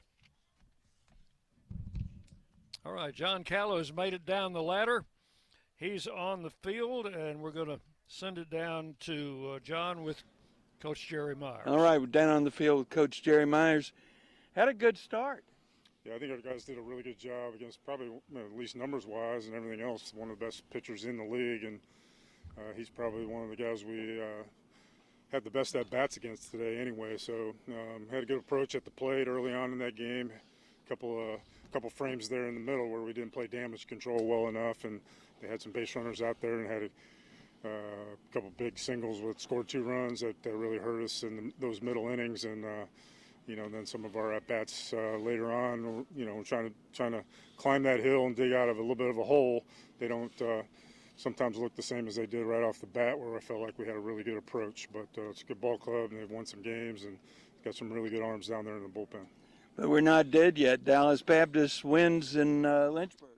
Okay, well, that's great, but we got to try to do what we got to do. So it always does. So it comes back to us, and just got to do put our best foot forward tomorrow and find a way to play one of our better games and as clean as we possibly can in all phases, and hopefully we can put some good at-bats together, and we can get a good outing out of Alderman, and he can pound the zone, and we can play defense. That'd be great. We'll see you tomorrow. Okay. Back to you, Dick. All right, John, thanks to you. Thanks to Coach Myers for those comments as the Raiders fall in the opening game at Kennesaw by a score of 11-6.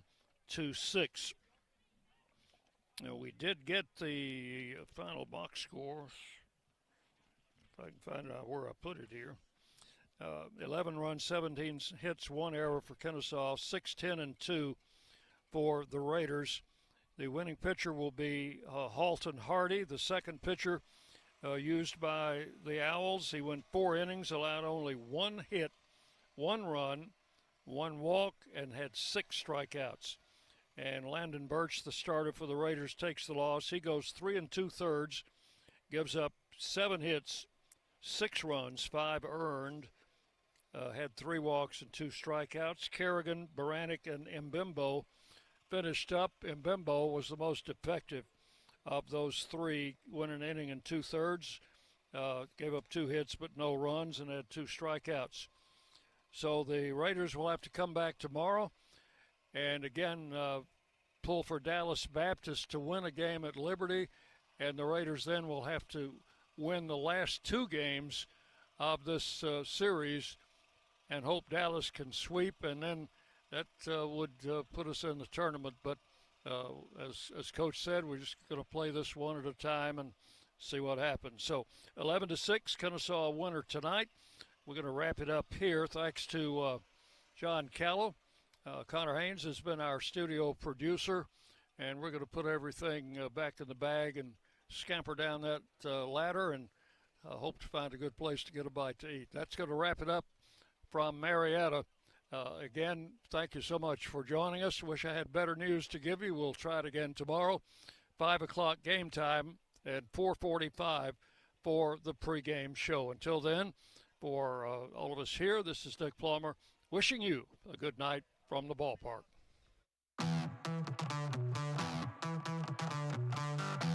Thanks for listening to today's Middle Tennessee State University baseball game. Today's game has been produced by Van Wagner College through the facilities of WGNS Radio. The content of today's game is owned by Van Wagner College and the Blue Raider Network and may not be reproduced without express written permission of Middle Tennessee State University and Van Wagner College. Be sure to join us next time for more Middle Tennessee baseball here on the Blue Raider Network.